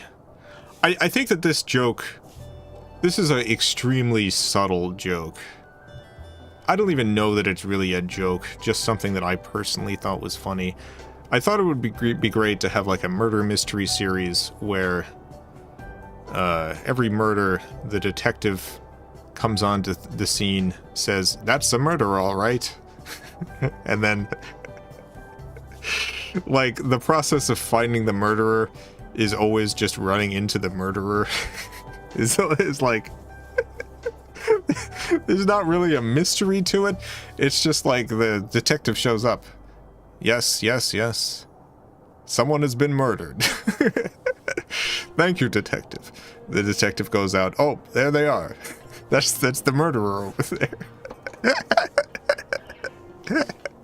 So that's how it plays out in Shadowstone Park. But another thing that I also really like doing is having the sudden reveal that there's been like that some of the random goofy stuff that's happened has actually had a complicated sci-fi reason for, and not one that's like shoehorned in at the end, but the one that was planned for at the beginning. Like, I don't want to do like a Lost where it's just never really comes together.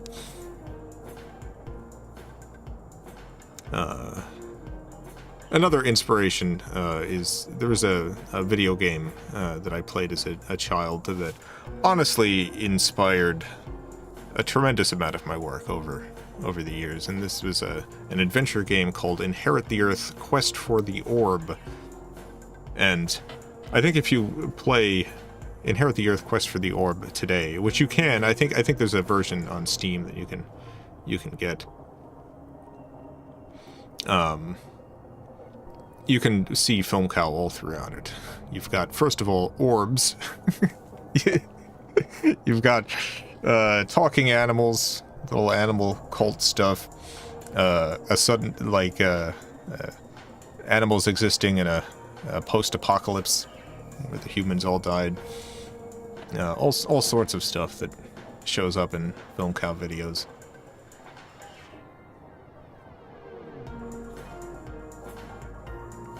You can see all that stuff in Inherit the Earth: Quest for the Orb.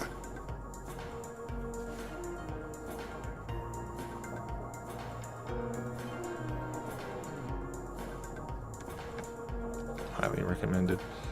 Highly recommend Inherit the Earth: Quest for the Orb. Found it. It's on Steam. Yeah. There's like one or two jokes that don't hold up.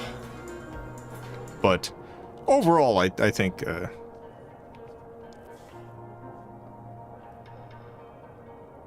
it's definitely worth playing. I've replayed it recently, and I love it. I think I gotta stream it at some point. I don't stream PC stuff. I only stream console stuff at night, but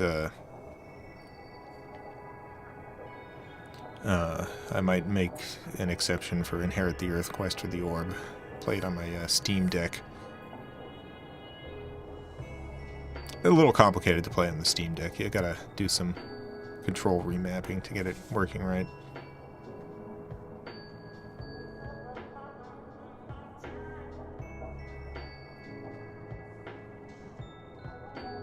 It's on Saturn, wasn't it? Inherit the Earth? No. That was only PC. That never got a console release. I would like to see like a modern console release of that game. I think it's a underrated adventure game.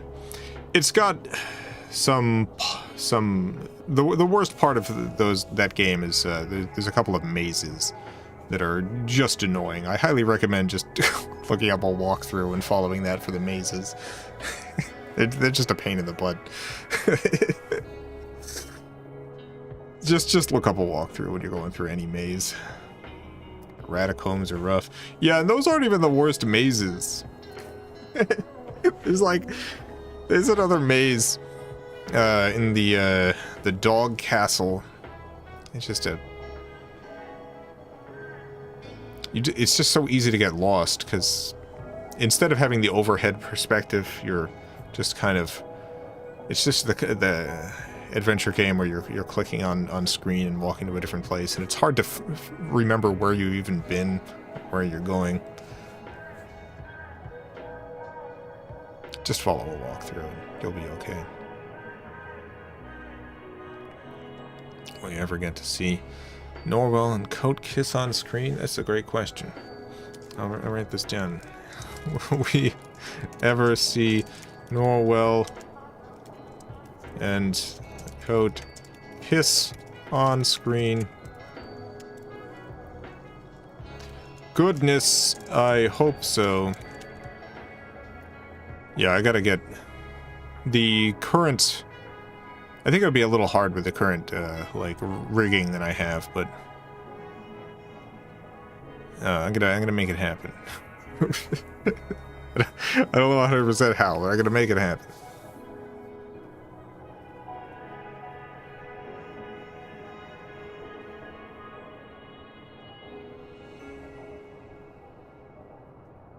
You ever made and consumed a grand sandwich in real life? No, I'm a vegetarian. I've been a vegetarian since like 2004. I've never had a grand sandwich.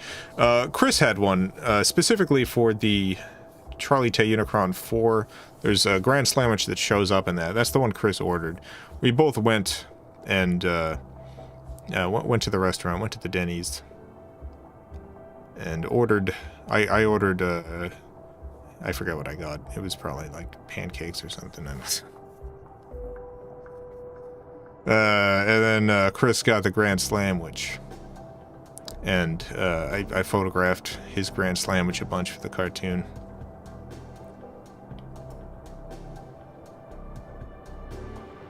Vegetarian or vegan? These days I'm almost entirely vegan. My partner Scuffy's vegan, and so everything I cook at home is vegan. If we order something from a restaurant and it ends up coming with like cheese on it accidentally, like I'll be the one eating it. Why'd you take down the Kickstarter songs for the Charlie finale? Oh, all those are still available. They're just unlisted. Go to the channel, go to the playlists tab, and go to the, where is it? FilmCow ads. Tom. They're all in here. Yeah. Scuffy eat honey? No, Scuffy's vegan.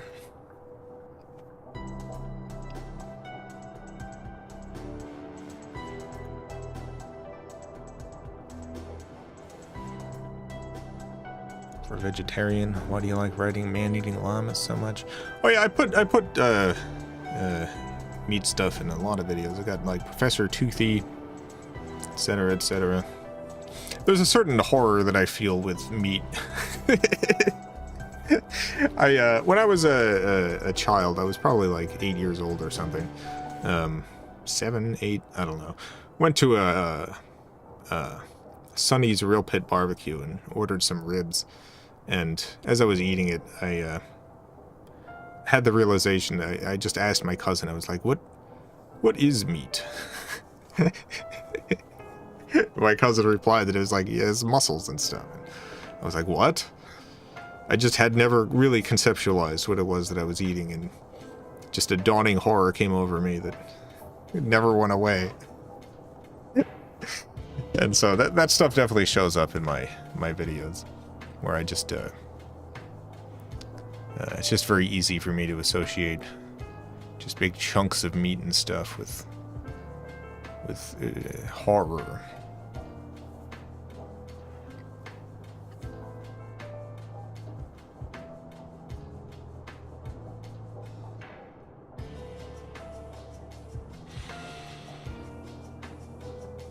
Do you have any specific gripes with Windows 8 for that joke? I used Windows 8 like a couple of times. I forget exactly why or how, but I was surprised. It's always surprising to me when a company has like a really, really well-designed interface that they then change around for modernity's sake, and ruin the good decisions of the past. It was rough. I'm not surprised that a lot of those decisions did not stick around.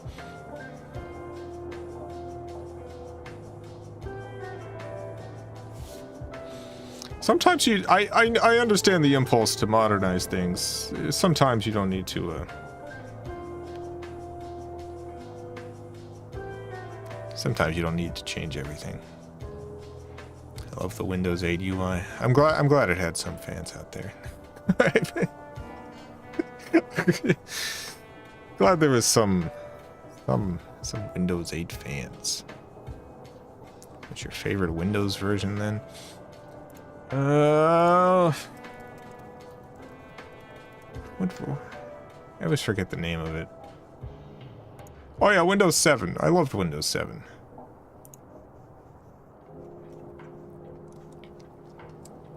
Windows 7 was my favorite.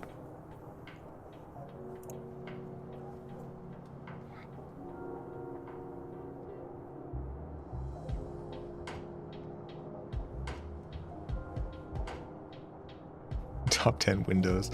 Top 10 Windows. What are the best Windows?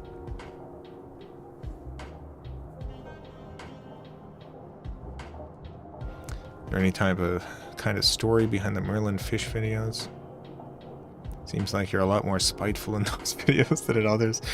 Yeah, Merlin, I thought... So, if you're a artist in the world, any kind of artist, whether you do videos, whether you do music, whether you're a magician, for instance, like, it's very easy to, like, have little annoyances kind of build up into a kind of toxic spite. And, like, I've known people for whom that has happened. And I wrote a character like that, where I thought it would be funny to imagine, like, if I let all of that anger and spite kind of build up and utterly destroy me from the inside out, what would I be like? And so I wrote this character, Merlin. Where it all fell apart is this was a terrible mistake, using Merlin for the Fine Brothers video, because at that point, for that video, like, I was essentially saying, like, my own opinions.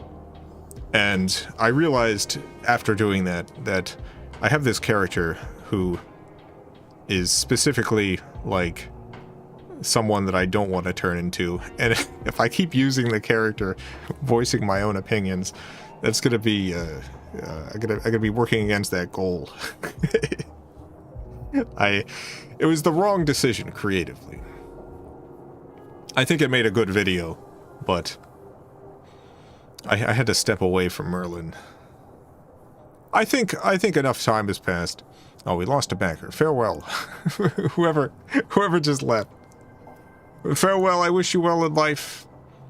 Whoever you were.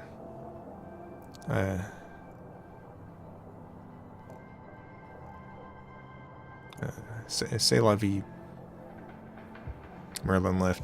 Number one Merlin fan has just left the project.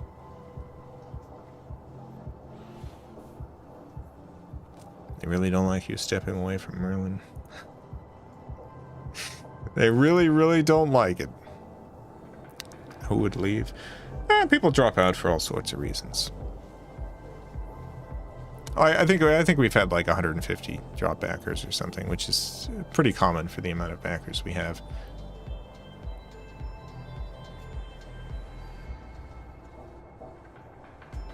Oh, we got a new backer. A new backer has just joined to take the place of the old backer. Like, you know, maybe people have changes in their finances from when they first started pledging, or maybe they tuned into this live stream and heard me talking about Merlin. Like, I'm not gonna stand for this.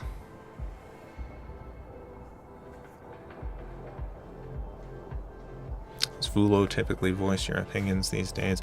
Vulo's definitely way closer to my real life opinions than Merlin was. Vulo was definitely created as a character that could that I could speak those ideas through, but like without all of the angry baggage behind it. Bree Redman, thank you for the $2. How big of a donation to get the Kumquat Eaters 2? I'd love to do a Kumquat Eaters audio play, like do like an hour-long Kumquat Eaters. If anyone wants to, in the future, I've got too many projects on my plate right now, but in the future, if anyone wants to finance a high-budget audio play where I cast actors and stuff.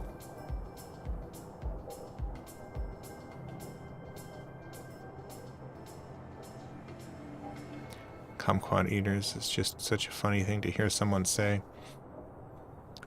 Yeah, it definitely comes from my Greek background. I just taking the Lotus Eaters and making some Kumquat Eaters instead.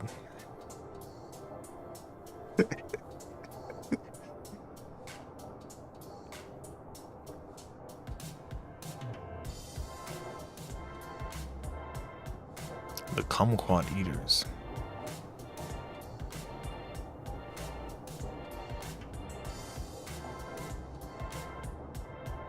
When are you gonna make Llamas with Heads Broadway musical? Probably not in the cards for the series.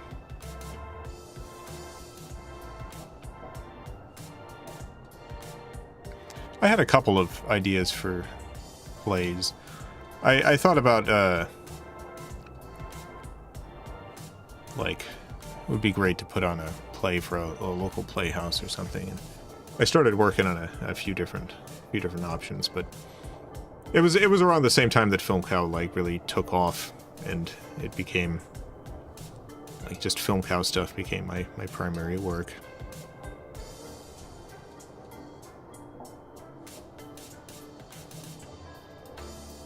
Llamas with Hats live action reboot. Llamas with Hats live action. Chris Pratt is a llama. He's a llama. They do the Cats treatment, the Cats 2019 treatment, but to Chris Pratt, and it's a llama.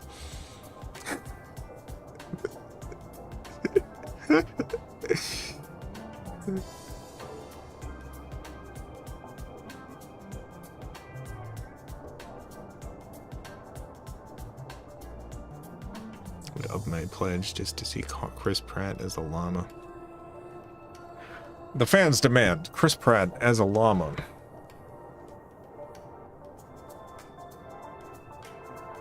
Only the b-hole cut.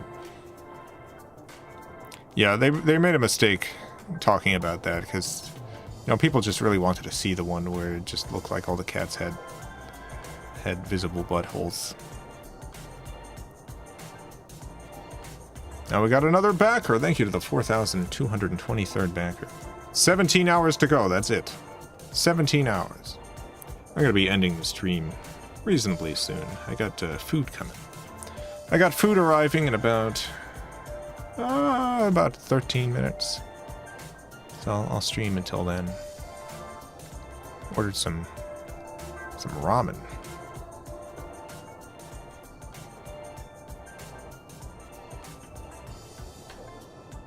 Got some ramen. Noodles, yeah. Yeah, there's a place that I tried a couple days ago. I had kind of looked over it because I think it's a chain. But their ramen ended up actually being much better than I expected. There's a noodle place that I used to order from that I just can't anymore. For whatever reason, just the ordering from them has stopped working. It was a local place, and they were the best place. But it's all over now. It's hard to get vegan ramen. There's a handful of places around here that do vegan ramen. Most of it is honestly not very good, though. The best vegan ramen I've had has been from places that are specifically vegan restaurants. And just put a lot of flavor into stuff.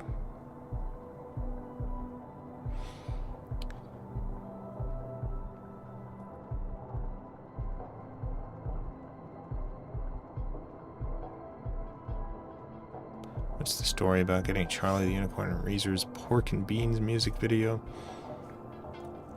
Alright, let me write this one down. Pork and Beans. Yeah, they emailed me, mailed me, asking if they could put Charlie in the video, and I said yes. That's about it. I got an email. It's like, hello, we're working on the music video for upcoming Weezer song. Would we be able to include Charlie the Unicorn in it? Didn't get paid. No, I didn't get paid for that. Didn't get any money.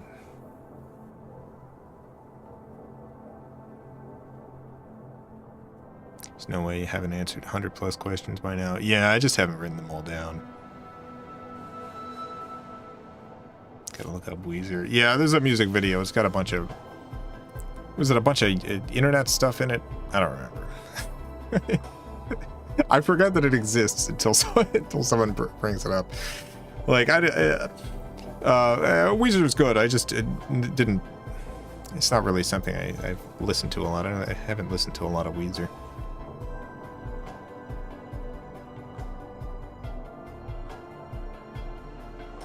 You ever do a more Detective Heart of America?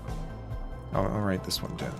Will you ever do more Detective Heart of America? Maybe. I've kept the remainder of the statues we purchased for the movie, just in case. I haven't had any particular inspiration for more Detective Heart of America stuff. I feel like it's the movie's probably the ending of all that, but I did keep the statues just in case. How many statues are left?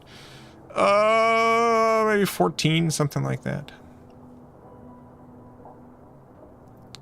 We purchased dozens and dozens. We broke like 20-something statues, I think, over the course of filming that movie. Oh, we got another backer, 4,224 backers.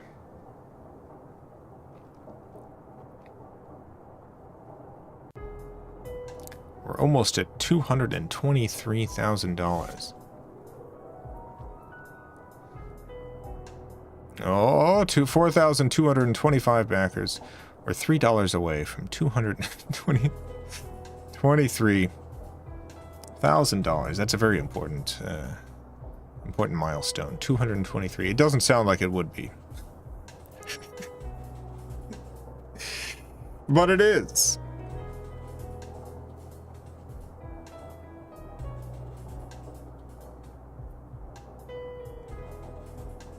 You hear about the vegan cheese getting disqualified from Euro's cheese contest because it was going to win?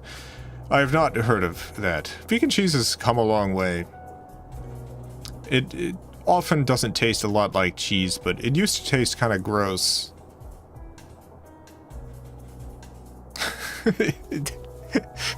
I had all the very, very, very early vegan cheeses, and they kind of tasted gnarly. The recent stuff is pretty good in its own right. Like, it's the kind of thing that, like, even if you're not a vegan, a lot of it, like, the flavor of it can work for different stuff. There's some good stuff out there. Hey, we passed $223,000. My goodness. 4,223 backers. Woo! Thank you so much, everyone. This is a big number. A huge number. Up my tier. I don't want to be on the mountain. Yeah, if you want your face screaming for all eternity and llamas with hats. It's expensive, and there's going to be a lot of faces on the mountain, but I'm going to try to make it as impactful as possible.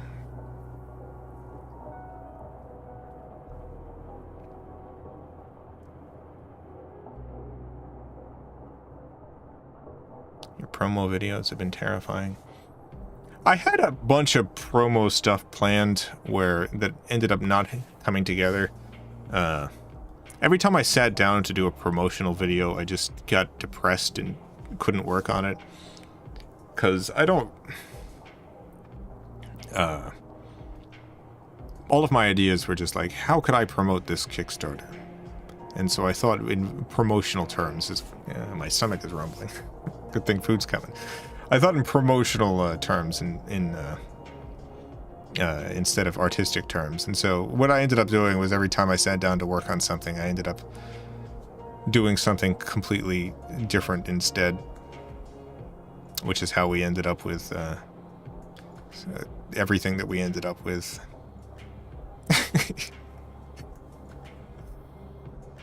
Well, I think it ended up working out much better that way. I think people can tell if I put together something that I don't actually want to be working on.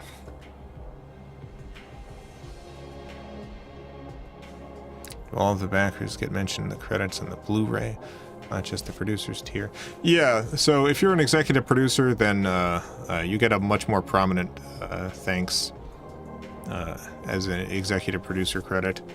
But everyone who's getting thanked, so all of the backers from the, $5 up, who's getting a special thanks, you'll get thanked in the credits of the epilogue. If you want to see what that's going to look like, you can just look up like the Charlie the Unicorn finale and see the credits of that. That'll give you an idea. Quantum Infinity, thank you for the $1.99. Is Merlin reacts to the Fine Brothers canon? I suppose so. I don't know how it wouldn't be canon. It's canon to the Merlin universe.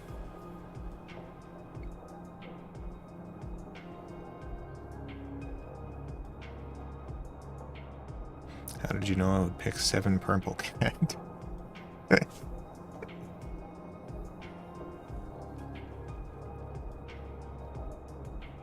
Yeah, I've thought about doing a video sometime where, like, I just specifically, like, I ask questions and then specifically react to, one response that someone could have had. Just so that, like, it's not going to work for nearly anyone, but for, like, one person out there, it'll be a transcendentally terrifying experience.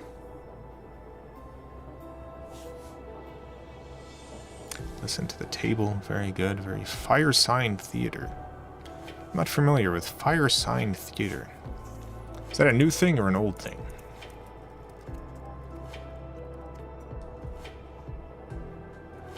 It's an old thing. I'll have to look that up.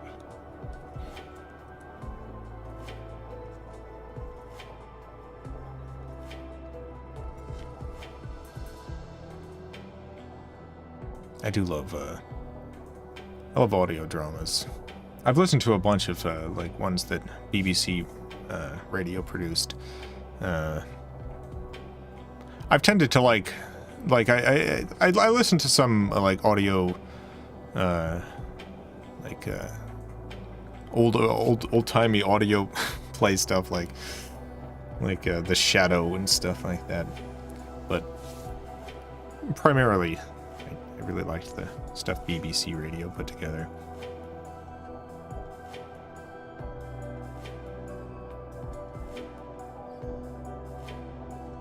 BBC Hiker's Guide to the Galaxy was great.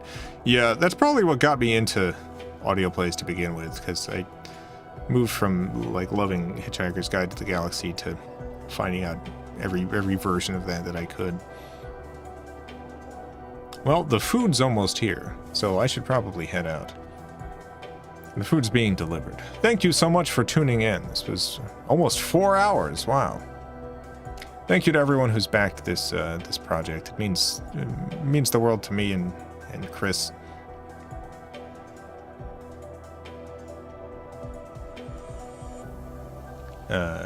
Unbelievable support. Appreciate it. Thank you so much. Hope I've answered some of your questions. We didn't get to all of them, but a good number. Thank you for tuning in. I'm gonna stream again. I mean, I stream every night for the Video Game Valley, but I'm gonna stream another stream tomorrow for the very final hours of the Kickstarter. So if you happen to be up, it's the Kickstarter ends at 11 a.m. Eastern Time tomorrow. So I'll be streaming around then. Oh, and thank you to the 4,229th backer. All right, well, that's it for now. I'll see you later. Thank you again. Farewell. Goodbye. Goodbye.